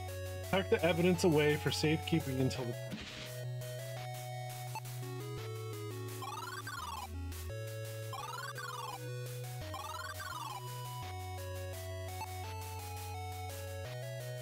Tower door is firmly shut. One place left to go.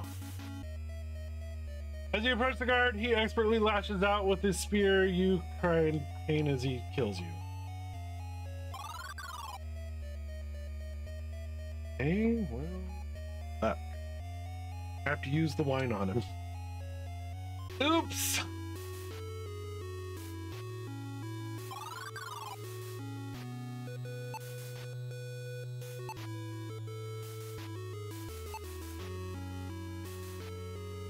The guard looks at the wine and speaks.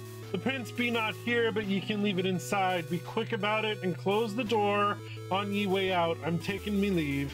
He stands aside and allows you to pass. Pull the metal ring and open the door.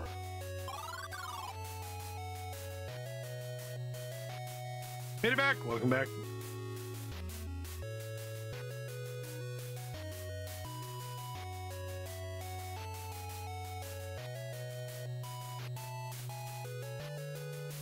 Use the armor's helmet.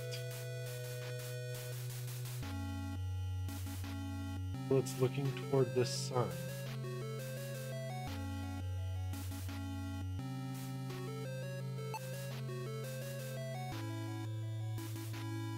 Lantern.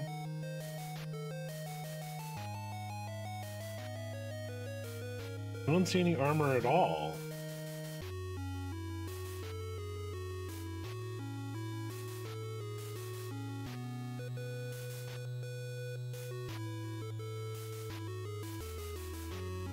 because this is not the room I was looking into. Take the lantern. Open the nightstand. Single item looks unusual among the expensive pieces of jewelry.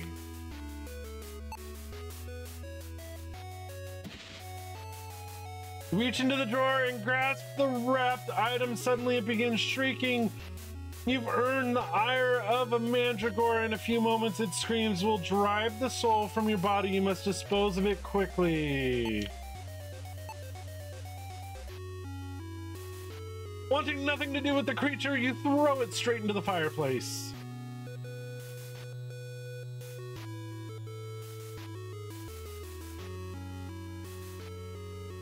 Mandragora howls as flames crawl over its body. Embers from its flailing limbs ignite the wall tapestry, which burns as quickly as the vile Mandragora.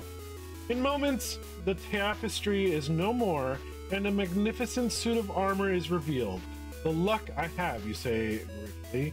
Death by Mandragora is no way to go. These monsters wanted the prince to suffer, you say as your resolve renews.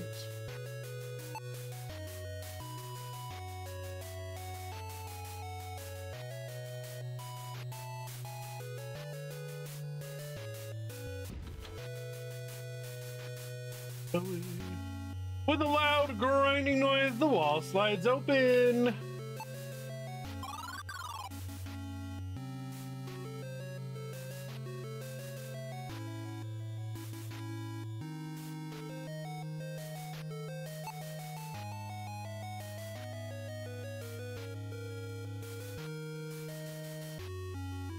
Running inside the painting as you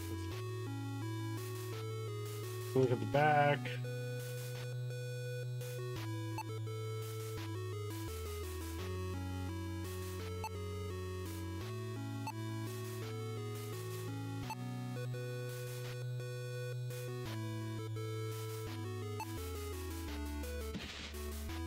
King's Key.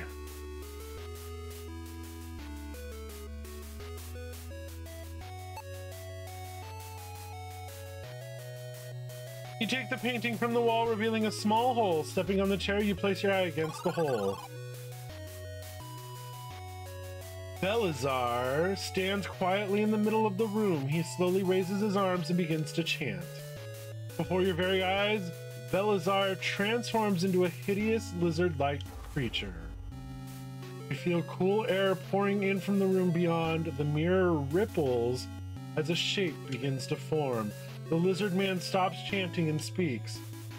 Master, there have been setbacks, but all is as planned. Good thing they put an extra S there. The druid has left your tomb unguarded. Yes, master. He is here, in this castle's tower. No, the pawns are of no further use. I leave now. There is much ground to cover. Through Torland Forest, across the barren, and over Gatekeeper Mountain. I will retrieve your staff before the autumnal equinox and usher you back into the world. Gasp and pull your head back from the wall. The equinox is tomorrow. You have to follow him. King, you whisper, I've got to find the royal seal and convince the prince to search the dungeon below. Your wisp companion chimes in. After we rescue King Aronde, we have to follow that fiend into Torland Forest.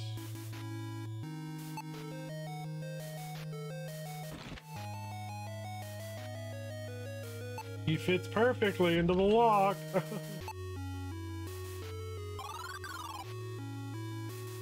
As you enter the room, an updraft of wind playfully tussles your hair. There must be stairs in front of you. You can see nothing except for a glint of metal above your head. I need a light, you think to yourself.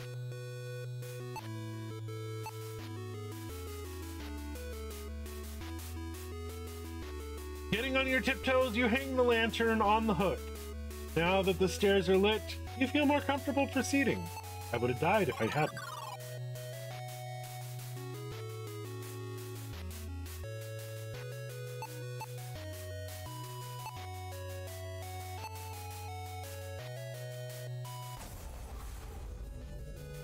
You chant the magic words. I once told you that you're so beautiful inside and out. I lied, you ugly stripper. Targwin. The face of the mirror begins to shimmer and melt away, revealing a hidden compartment beyond.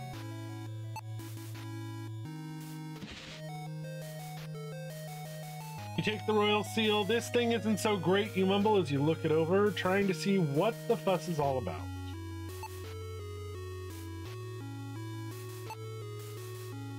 Rose, what was your first impression of me? I don't know where I thought you wore too much makeup and were a slut. I was wrong. You don't wear too much makeup. Quite possibly he's on my laundry.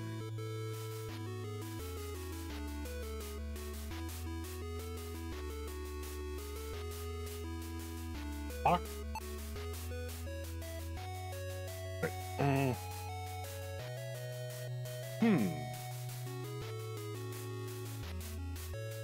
Use the button that was sitting under it to unlock the door. Oh.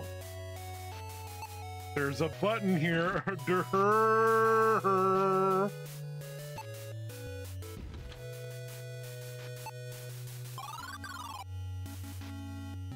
As you enter the throne room, your wisp friend appears to give you advice. Hee, you stand before royalty, Del. Act quickly and mind your obnoxious tongue, for you must prove that the king lives. Should you dally or misstep, it will be certain death. You can evade traps and monsters, but can you lead men? Do not approach unless you carry ample evidence of the traitor who incarcerated his king within the dungeon below. Finally, something interesting to watch.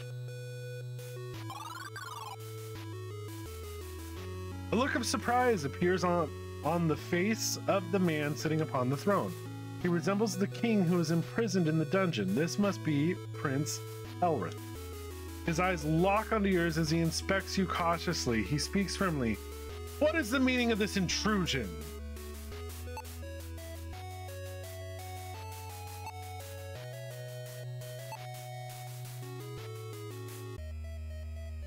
So a mere thief then, guards. Oh.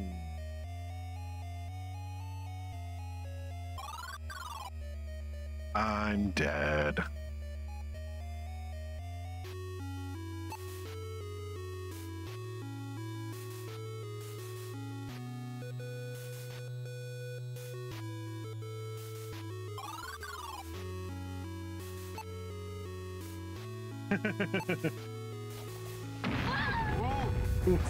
Say it. We're going to need another Timmy. Yay! Hey! Sensing the prince's impatience, you quickly produce the royal seal. The prince gasps at the sight of the relic. By the one, he shouts. How did you come to hold the seal? Only my brother knew where this was hidden. The king must live. Explain yourself. What is the meaning of this? He finishes, staring at you with no thought of hiding his anticipation. You know you have but a moment to make a compelling argument. Words alone will not help you convince the prince.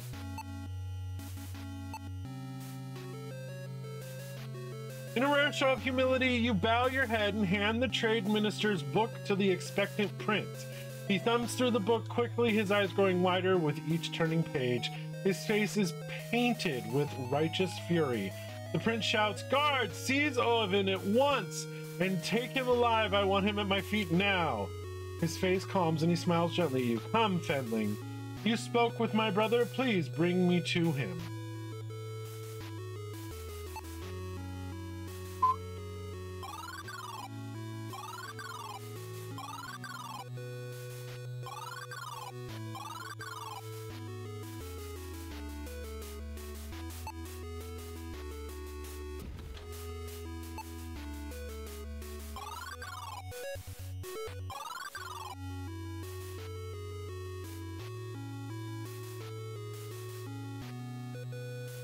Oh,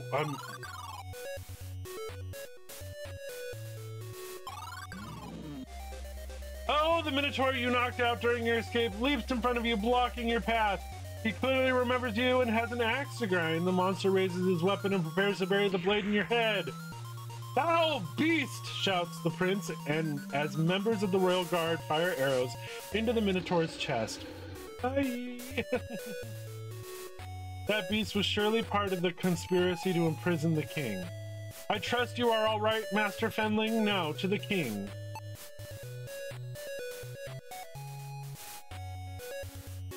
Oh.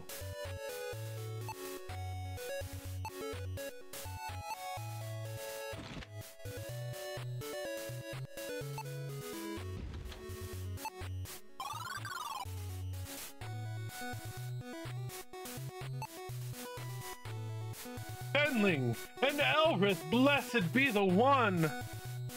The king shouts. He looks at you, my friend who locked me in the cell.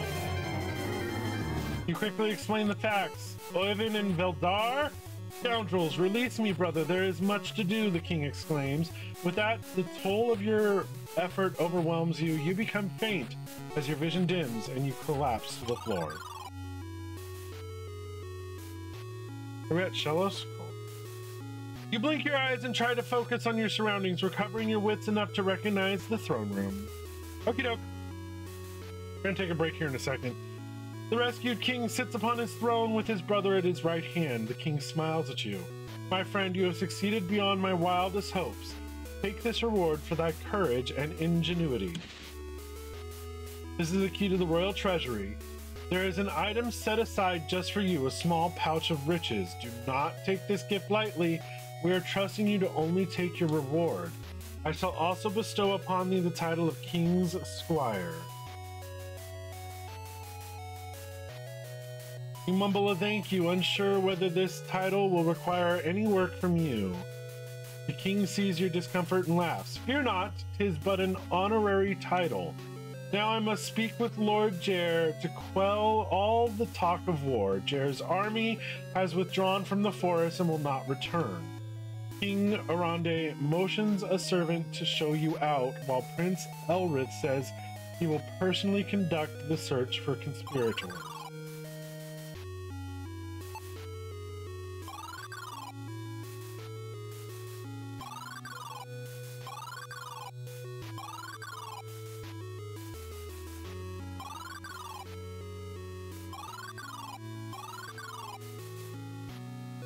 All right, we're gonna pause it here and we're gonna take that break. We'll be right back. Sit tight or get up, get some water, stretch, do whatever you need to do. We'll be right back.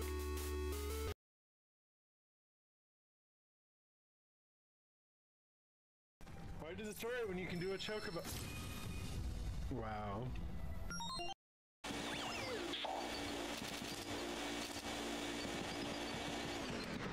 Oh yeah.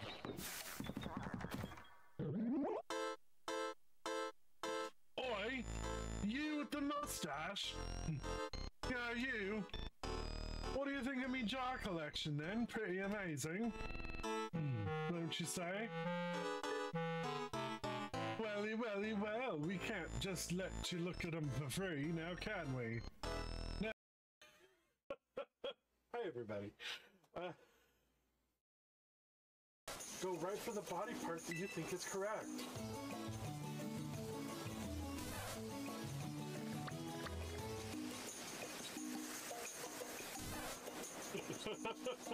It is a male Pikachu.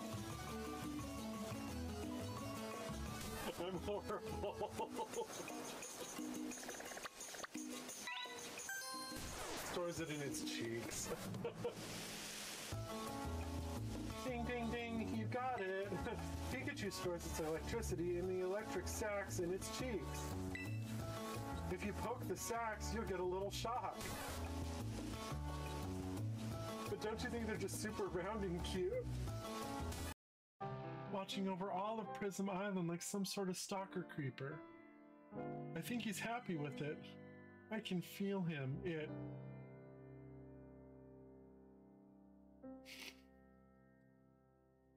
I'm a horrible human being and should be canceled right away. My fucking god, you guys, we did it! I need one of those, things. You know. You mean one of those diddly bops you put on your, well, you know. Exactly. But without the doohickey on the end. Either you want a new bowstring for your crossbow, or I should slap your face. Either way, I can't help you. I love it. I love it so much.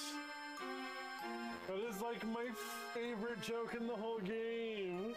I just realized that wasn't on here. Weird. So, what do we do once we're out in the open? Hot-leg it to me ship and keep our thumbs crossed so we don't get caught? No, Captain, no.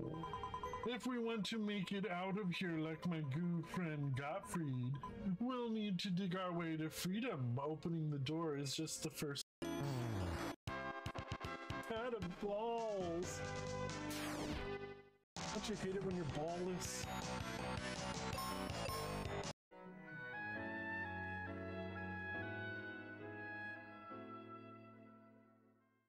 You got a shiny! Nice! Nice! Hold on, let me go.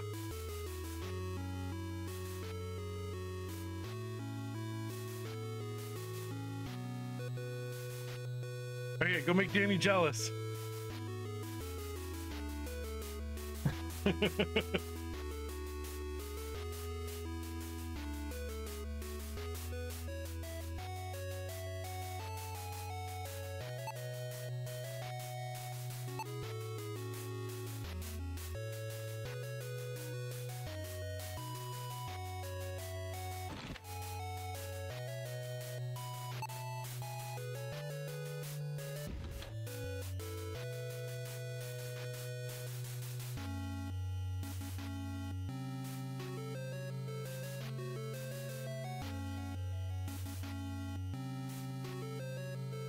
You lean heavily into the steel door, using all of your weight to push it open.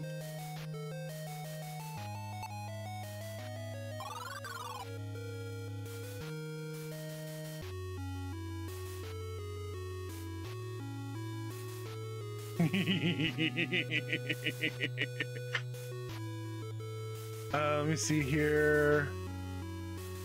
The treasury.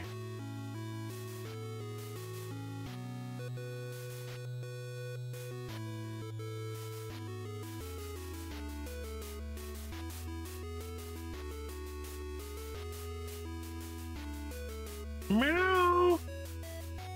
Meow. Oh, ho, ho, ho, ho, ho, ho. Oh, ho, ho, ho. Oh, ho. Oh, bitch.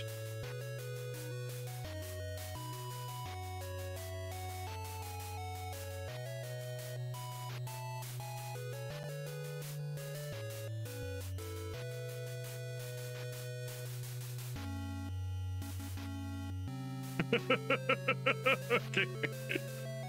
All right, sorry, I had to mess with Danny as well. All right, so we want the sack.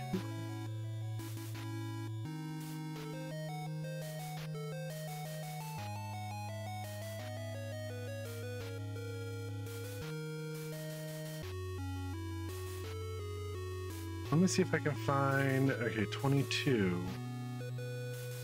Take the purple fancy pouch only.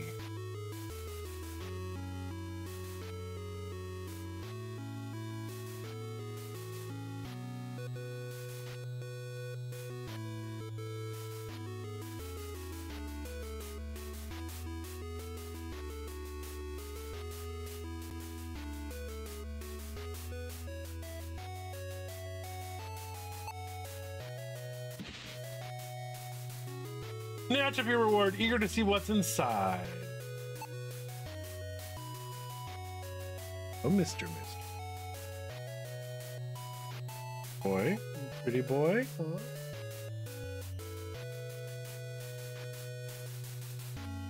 Not with the claws. You don't need to stretch as you're getting under my leg. Come here. Up.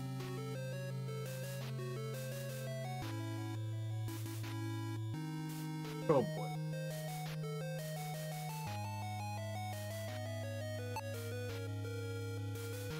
Comfy. Get comfy. Can you not present your ass to everybody? Thanks. You open up the fancy pouch and remove the contents. You got an emerald and a sapphire and the most perfect pearl you've ever seen. Giving the pouch one last shake, you're happy with your haul. You discard the empty pouch. Oh, sorry.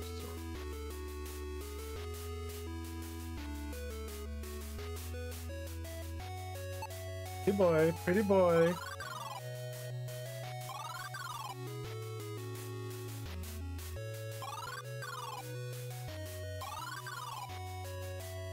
He hid that so terribly. Uh-oh. What did I miss after I left? Oh boy, boy.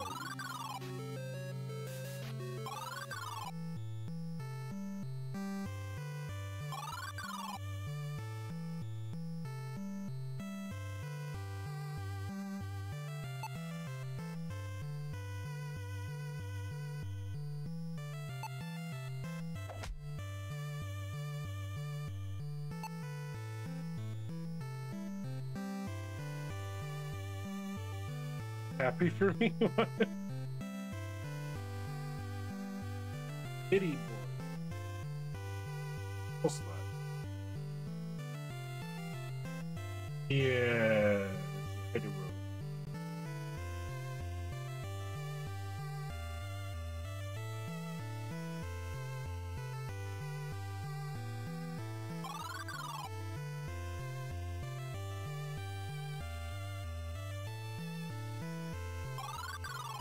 Look at that. How do I get...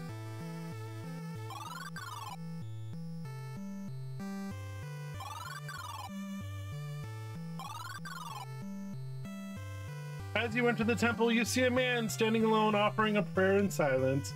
He meets your gaze and his presence immediately strikes you. This man is the legendary Lord Jer. Years of untold adventure line his face, yet he exudes vigor. He speaks slowly, his deep voice commanding respect. You must be our hero.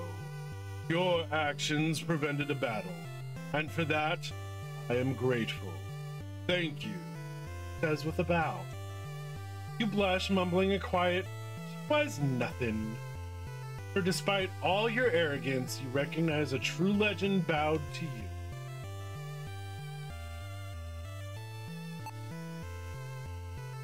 The altar is made from finely chiseled marble and is extremely smooth, used for blessing objects. Statue's copper marble represents the traditional form of the One. Is he hitting on me? I don't know.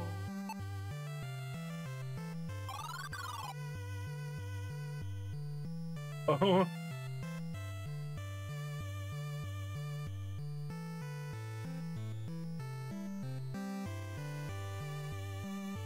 Accessible.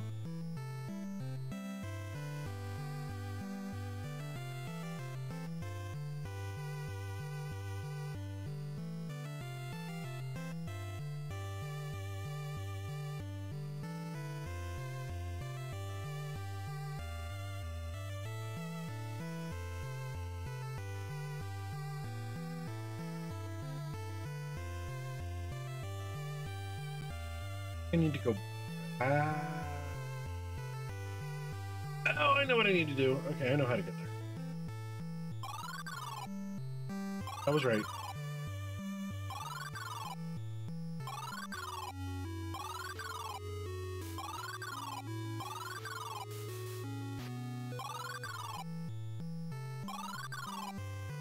Since you rescued King Arande, High Lord Jer has withdrawn his army from Gwenthal. The path to Torlin Forest is now open. Tread.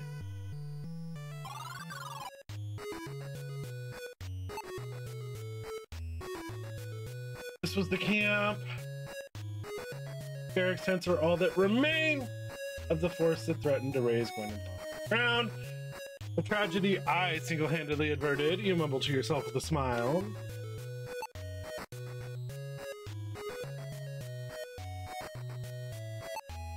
I didn't want to look in the tents anyway. I do love the tree, the foresty thing. So, this is the Torland Forest, you say to yourself, staring at the dark canopy of leaves high above your head.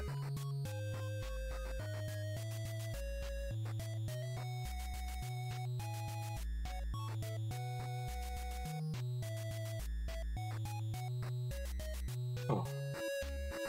You've heard horrible tales about this forest, and looking at the foreboding trees, you worry the tales may be true. I shouldn't be doing this, you say, as you consider the perils of following Belazar. Primal Clock? Look out into that. This is insane. I need King Arande. Wisp responds, there is no time, Del, and Belazar will easily detect and eradicate a troop of soldiers, but not you. You can return to the fens and await your demise, or you can continue. I will watch all the same. The Wisp finishes. We go to Heliolisk. Apparently, I do have... We're going to go ahead and do it.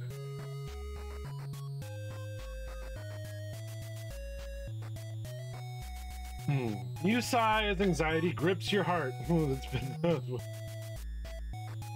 heart imitating life over here. Fine, Wisp. Do I have a chance? You ask. Hee, we'll see. It responds.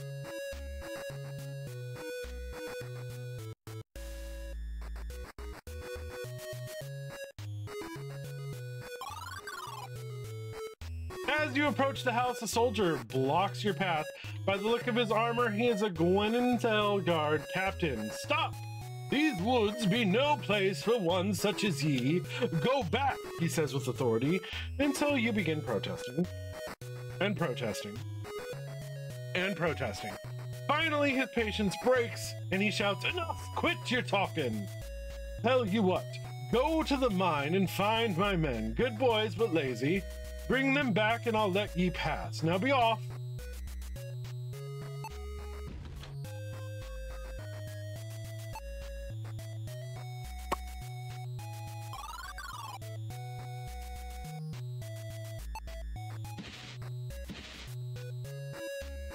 You run your fingers over the thick fur, appreciating the fine quality of this heavy coat and deciding it would suit you well. After all, no one is likely to miss a coat like this around here, and you never know where you'll end up next.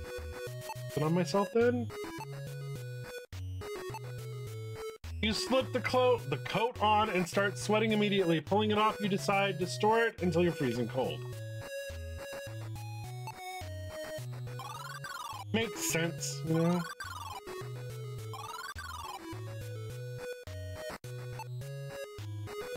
You read the ornate letters chiseled into this dwarven gravestone. Magnum Silverforge died 2303 CS. His death showed us some wisps conspire against us, leading us astray lest we try to escape the vile forest.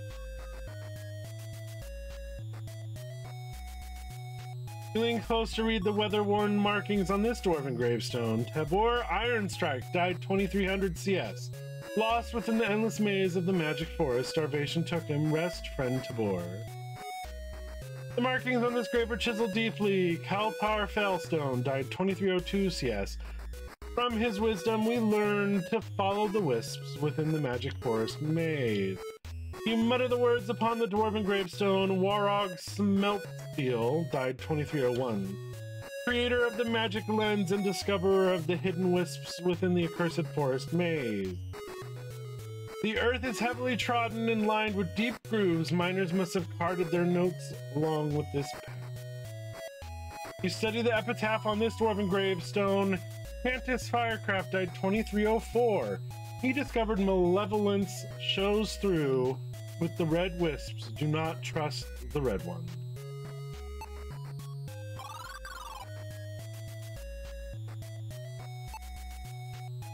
Vines and moss are reclaiming the ancient wood beams supporting this. Your feet will not take you there. This dreary cave seems to close in on you. Claustrophobia grips you as you think of all the rock above your head.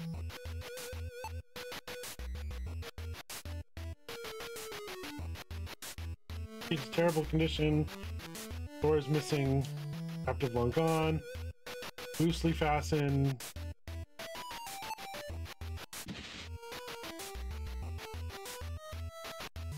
Stand on the tips of your toes and reach to pull down the bird cage. It doesn't seem immediately useful, but what the heck? Wasn't nailed down, right?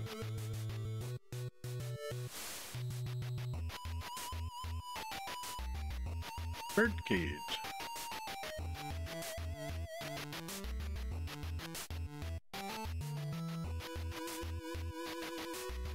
All right.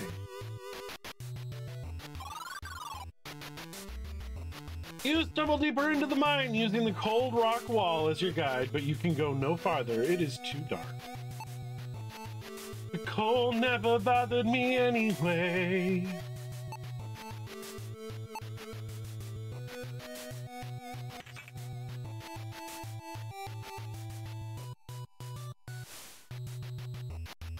Two paths, there we go. The three items to take.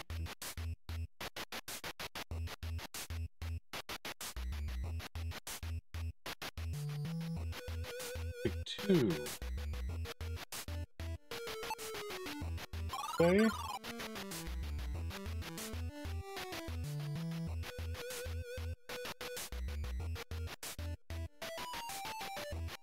The mine shaft terminates in a dead end, literally. A body is slumped against the wall, covered in wounds. Tower key.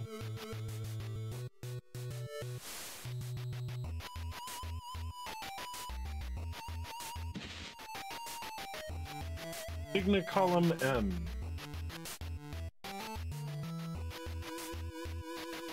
Then we move, otherwise we're gonna die.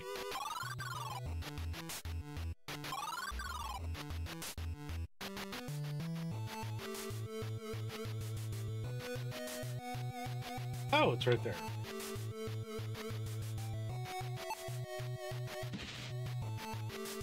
You grab the old mining tool, you realize the wooden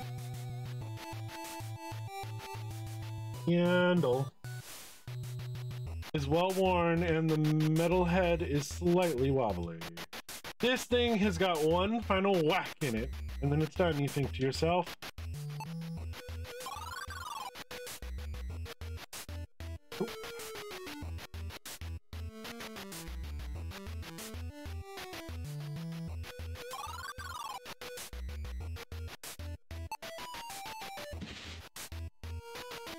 Signa column B.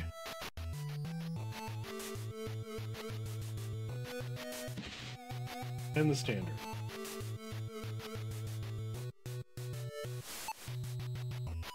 You can see the Torland Forest, Tyre River, Great Barren Desert, and Gatekeeper Mountain from this ledge. The armor on the body of this young soldier indicates he came from Ghoul and Intel.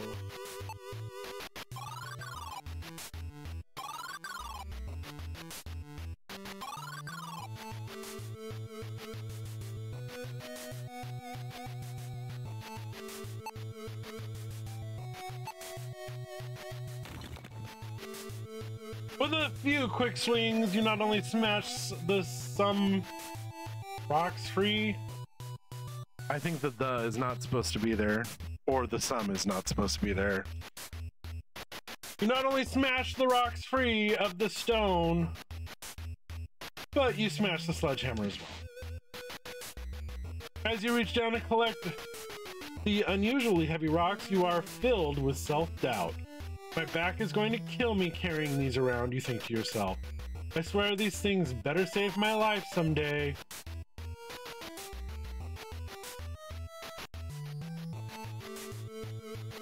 Oh, the stress on my face with that. Oh yeah, I mean that's, you know, that's a Leo thing though. We wear our emotions on our sleeves.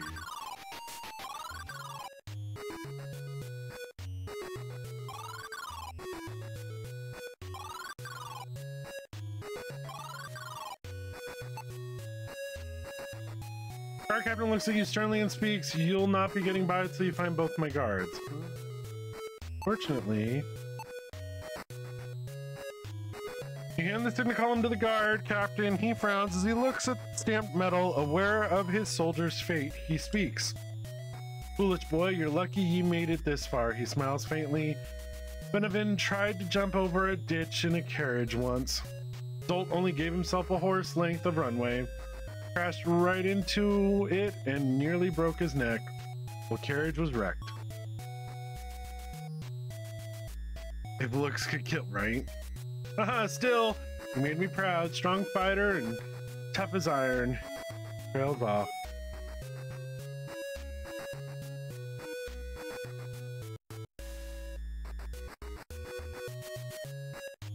His smile turning solemn. Well, unfortunately, we got one more for you.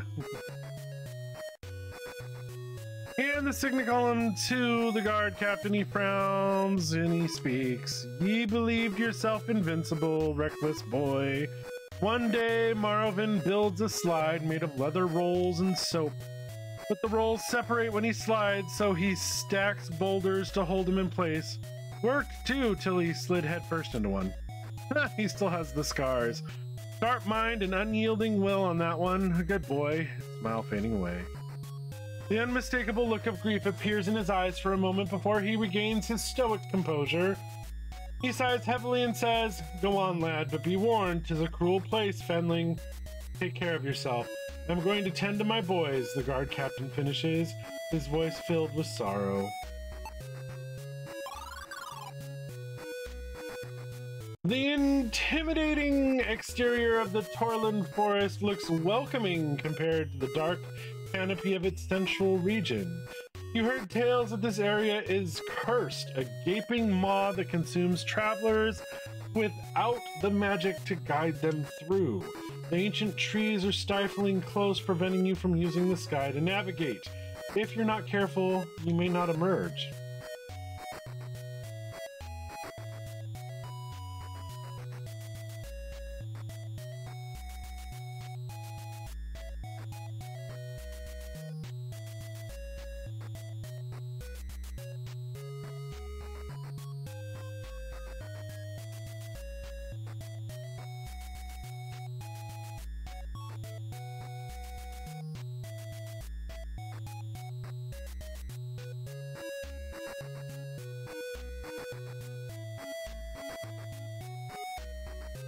Huh.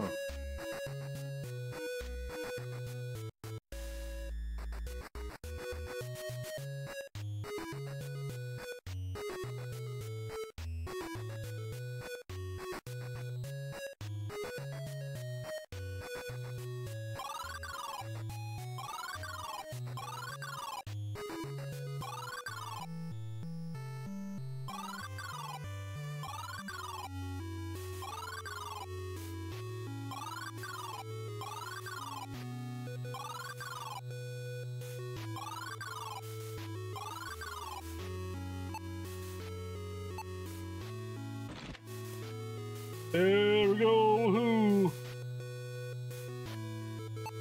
Hey, hey, boo boo. Good.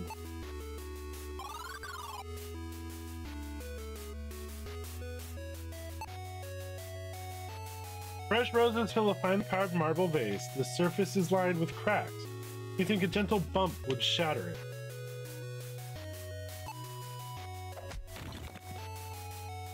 You reach forward and gently flick the marble vase. It promptly cracks in half and falls to the floor. Phew, he whistled. That is a fine example of shoddy craftsmanship. Feeling no remorse for destroying the vase.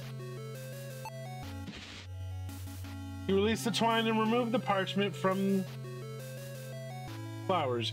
You read it carefully. Creeping vines from water below. Countless times the stalks will grow. Words, not blades, will root them out. Muster your voice and rally a shout. You've learned the spell, Herbicidia. With no more use of the scroll, you discard it.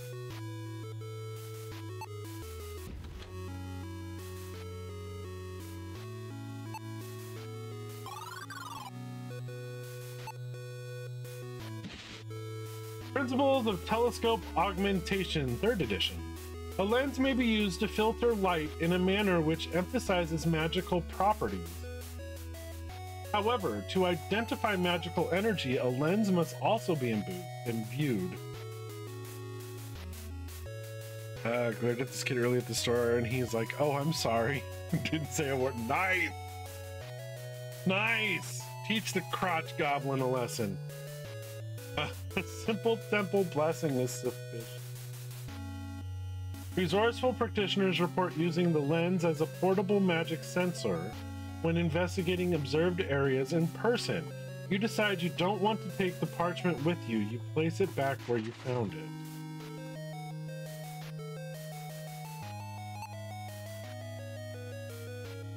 Warfare, blah, blah, blah, yada, yada, yada.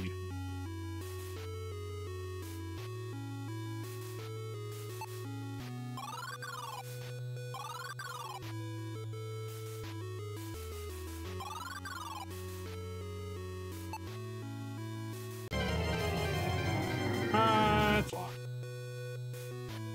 And we have a Caterpie.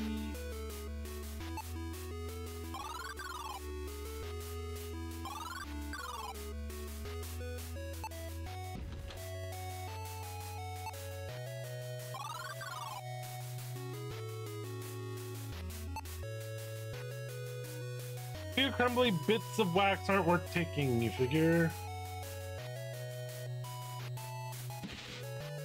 As you reach out to take the book, you accidentally flip the cover open. Bright flame erupts in front of... Damn it. Within the flame, a figure begins to take shape. You've never seen one before, but you guess it to be a fire elemental. The being catches sight of you and darts forward. It wraps you in a fiery embrace. Your skin chars and blackens as you are cooked alive. Only your teeth and bones remain. It's a sad thing that your adventures have ended here.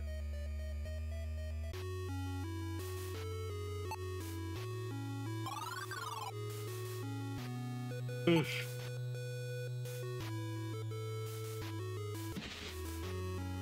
Grab the book and realize it's an old diary. You begin reading. I, Lackmere, the Timeless, last of the Circle of 12, set down these words as an account of my life and warning for the future. I toil endlessly, holding a spell of binding around the castle Shadowgate, keeping the evil within contained forever. The Warlock Lord's staff is lost within the caverns. I searched furiously but lacked the ability to find it.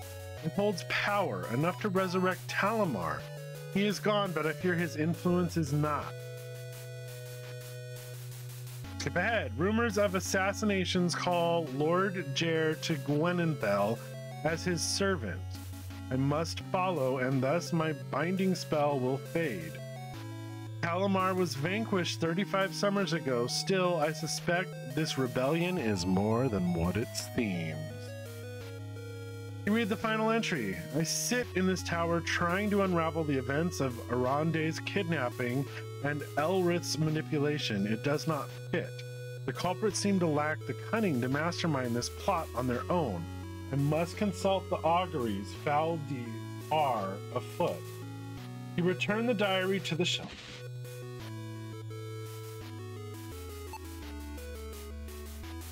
Large telescope is pointed towards the window. You can look directly into the eyepiece and to use it.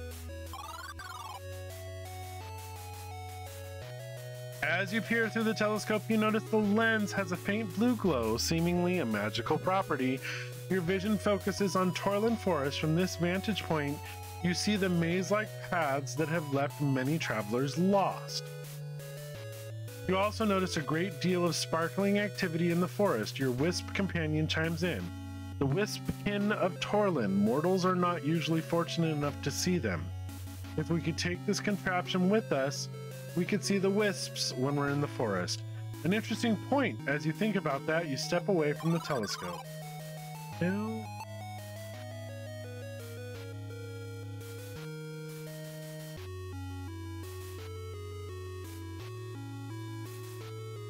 All right.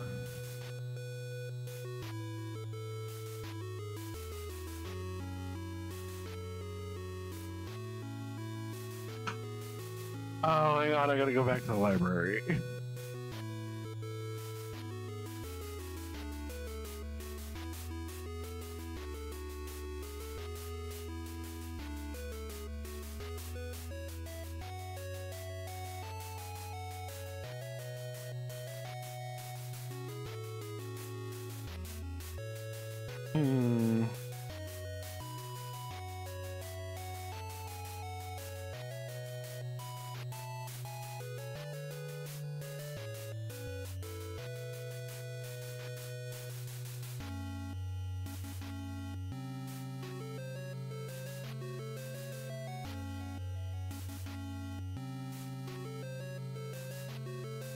Oh,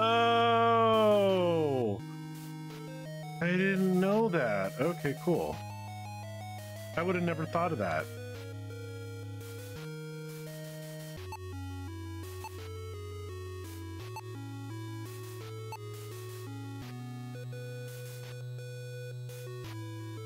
You press the emerald into the setting, it snaps firmly into place. You feel a sense of calm and safety with the gem in place. It is surely safe to take the book.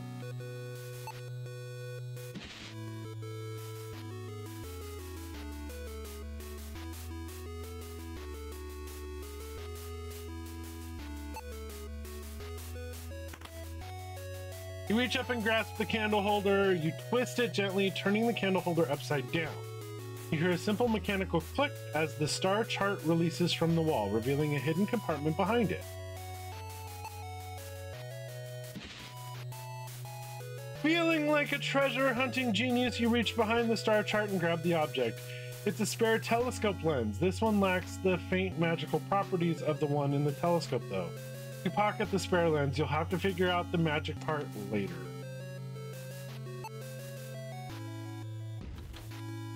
I am not ready to go there yet.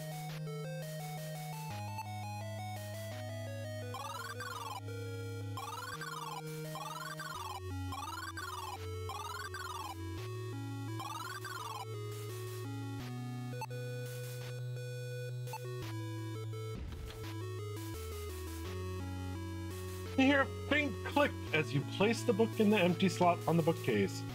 Sound of wood scraping on stone erupts in the room as the bookcase slips away from the wall, revealing a hiding space.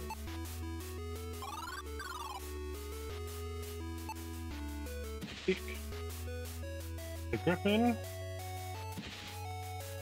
heavy gold vessel, and the bag of tempies, thinking you deserve some reward for the arduous journey you were on.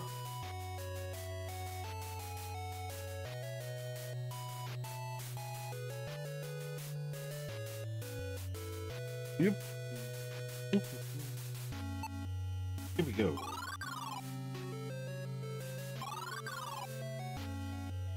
Up the tower.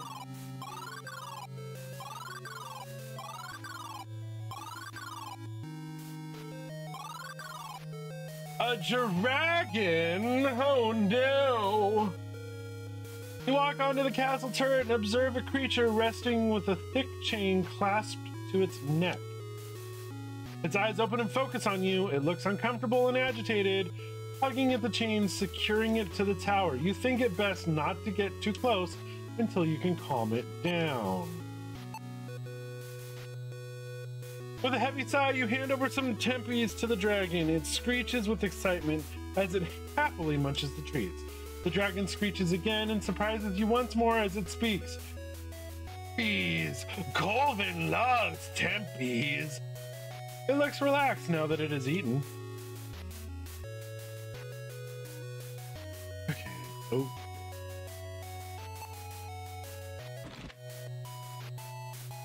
You gently reach for the chain securing the dragon and undo the lock. It quickly falls away to the floor. And with that, the dragon flies into the sky. It shouts back, "Colvin, go now! See you again! Bring tempies, yes?" A portal appears from thin air and the dragon flies into it, disappearing from view. Well, I'll be the son of a dwarf. Oh, that's so racist, you say, still shaking your head in disbelief. Looking down, you see a golden chain holding a glass vial on the ground where the dragon was chained. You pick up the vial, staring at the swirling purple liquid. Dragon tears, you whisper quietly. Your great uncle once told you that his forebears drank dragon tears to learn magic. But then again, he said a lot of things.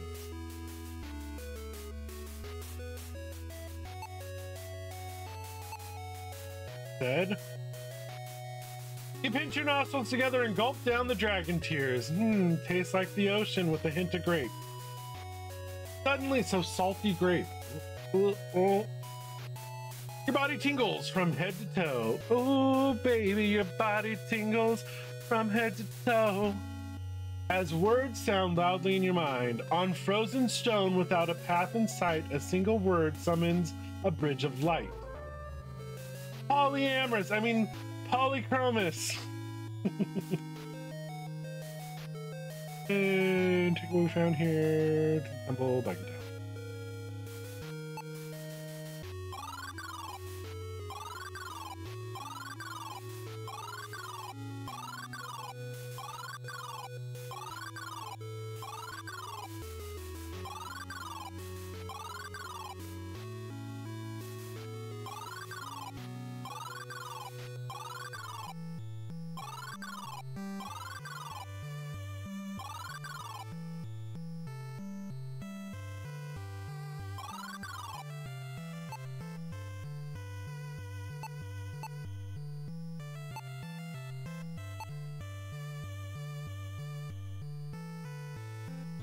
You place the lens on the altar after being a pixel off.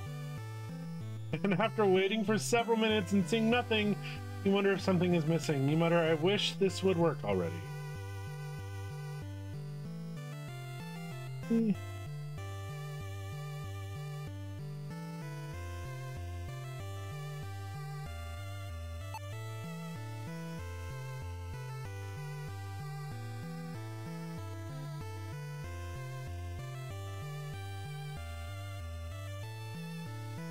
Oh, that's the statue's left hand, which means my right. You feel a certain strangeness in the air. You sense powerful energy, yada yada, and yes, I'm using a guide, by the way. You kneel before the statue, lowering your head and reciting a prayer for the one to aid you on your quest.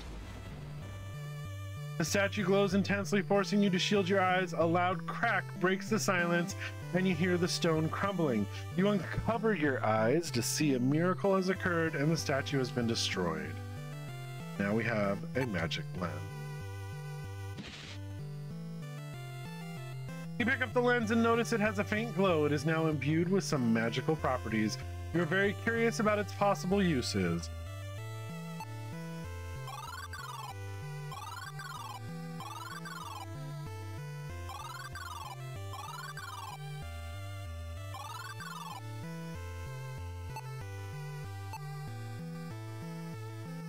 What a rare find!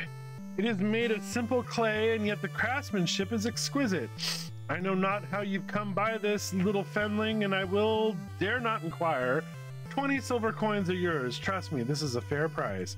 The shopkeep practically throws 20 pieces of coin your way as he grabs the clay statue from you.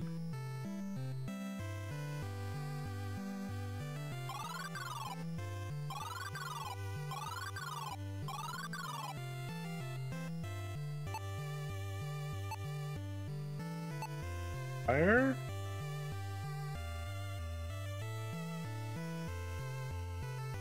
Thanks, don't point it at your eye or yourself for that matter, the clerk says in a stern voice. Expo. And use the silver coins. Thank you for your purchase, Fenling. Mind your fingers, the bolts are sharp. Fine.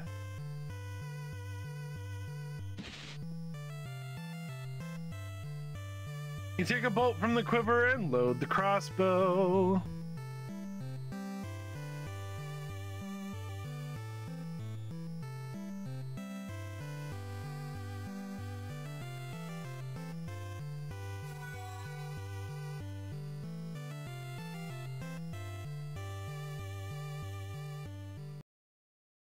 No, I'm using a guide. Of course I'm using a guide. I made sure to put enough towards it to get the guide when it came out.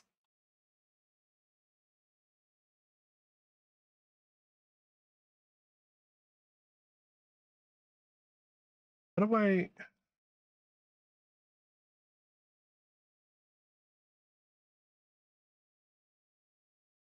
Good.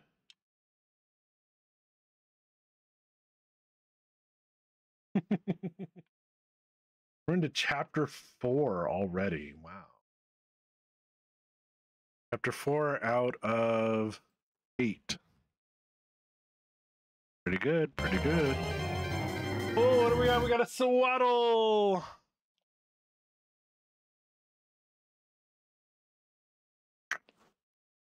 Alrighty. Going to exit. All right, so obviously we know this game is okay for me to play while streaming, so that's good. Really good. I've got to focus this whole time. Slightly. Hit. All right. Let's do some shouts. If you are lurking and you hear yourself shouted out, it's just because I think you're awesome.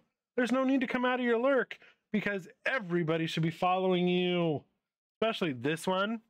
And this one, and this one, and this one. JD, right, welcome in. It's good to see you. Let's see. Freaking hype train out of nowhere. Jamward, thank you again for the biddies. I appreciate it. I didn't know they were borked. Hope you're doing well tonight, too. It's good to see you. World Cup Genesis. You know something, you suck. I think there's something going on with just Danny in general with that. I hate to say it, but now isn't it a shame for an innocent old man to be tickled like this? I still have to play the remake. More tickles. No, you wouldn't. Oh, the two of you are. Oh, not the double DP. No, please get your finger out of there. Oh.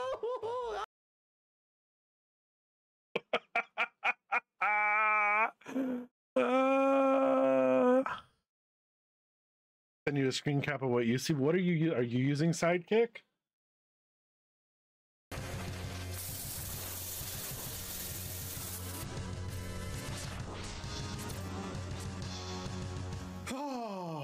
Oh my god. We do love us some Go Wreck up in here.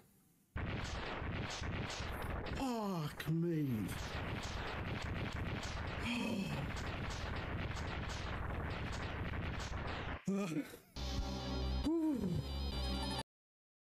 Okay, I need to get rid of that double at. Okay, cool.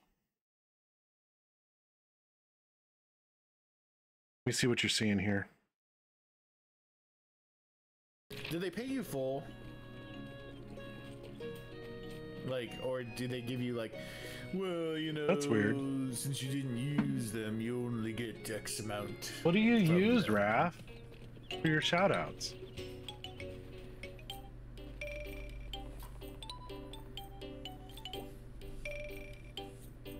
Normal thing.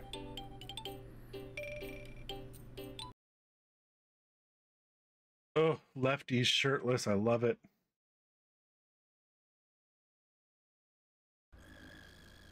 POW. A menu where you can look at data about the game's monsters. BNS. Oh, Bone Snake. Yo, I got a Bone Snake in my pants, if you know what I'm saying. Ah!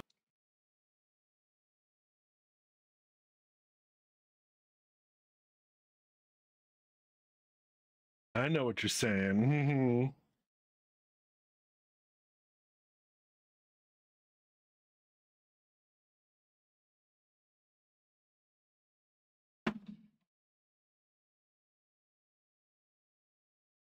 A lot of Mike's today. Oh, speaking of shirtless Lefty. I love Mike's Hard. It's one of my, like, I don't like a lot of beers. I like, basically everything but beer, honestly, and IPA is even worse. But I really like Mike's. That's like one of my exceptions to it. I'll put Mike's Hard anything in my mouth. This is a Mike's Hard Lemonade and it's a blackberry pear. They do like seasonal flavors, so this is what that is. It's very good. You and Pikachu are cute. I can't stand like Smirnoff Ice, Mike's Hard Lemonade, anything like that. It just tastes nasty to me. Nasty. All right. Take a look at the schedule one more time. We'll be back tomorrow with Beyond Shadowgate. Continue this. We might even just beat it tomorrow. Who knows? We'll find out, won't we? I'm going to try to not rely on the guide as much. But we'll see. We'll see. I feel like the chapters are going to get longer. Also, don't forget, Twitch Retreat 2024 is coming up a week from Sunday. We got Resident Evil 7, The Quarry, Ghoul School, Dead Space, Zombies Ate My Neighbors, Silent Hill 2, and Dead Space and Silent Hill 2 are the remakes. And a little game franchise called Castlevania. Never heard of it before. Alrighty, yeah, I know I make that joke every time. I'm going to send this over to someone we all know and love and force him to change his lurks. Here's our raid messages. And we're going to head on over somewhere where most of us already are. Let's go see Danny. Until tomorrow, remember to keep it casual. Bye now.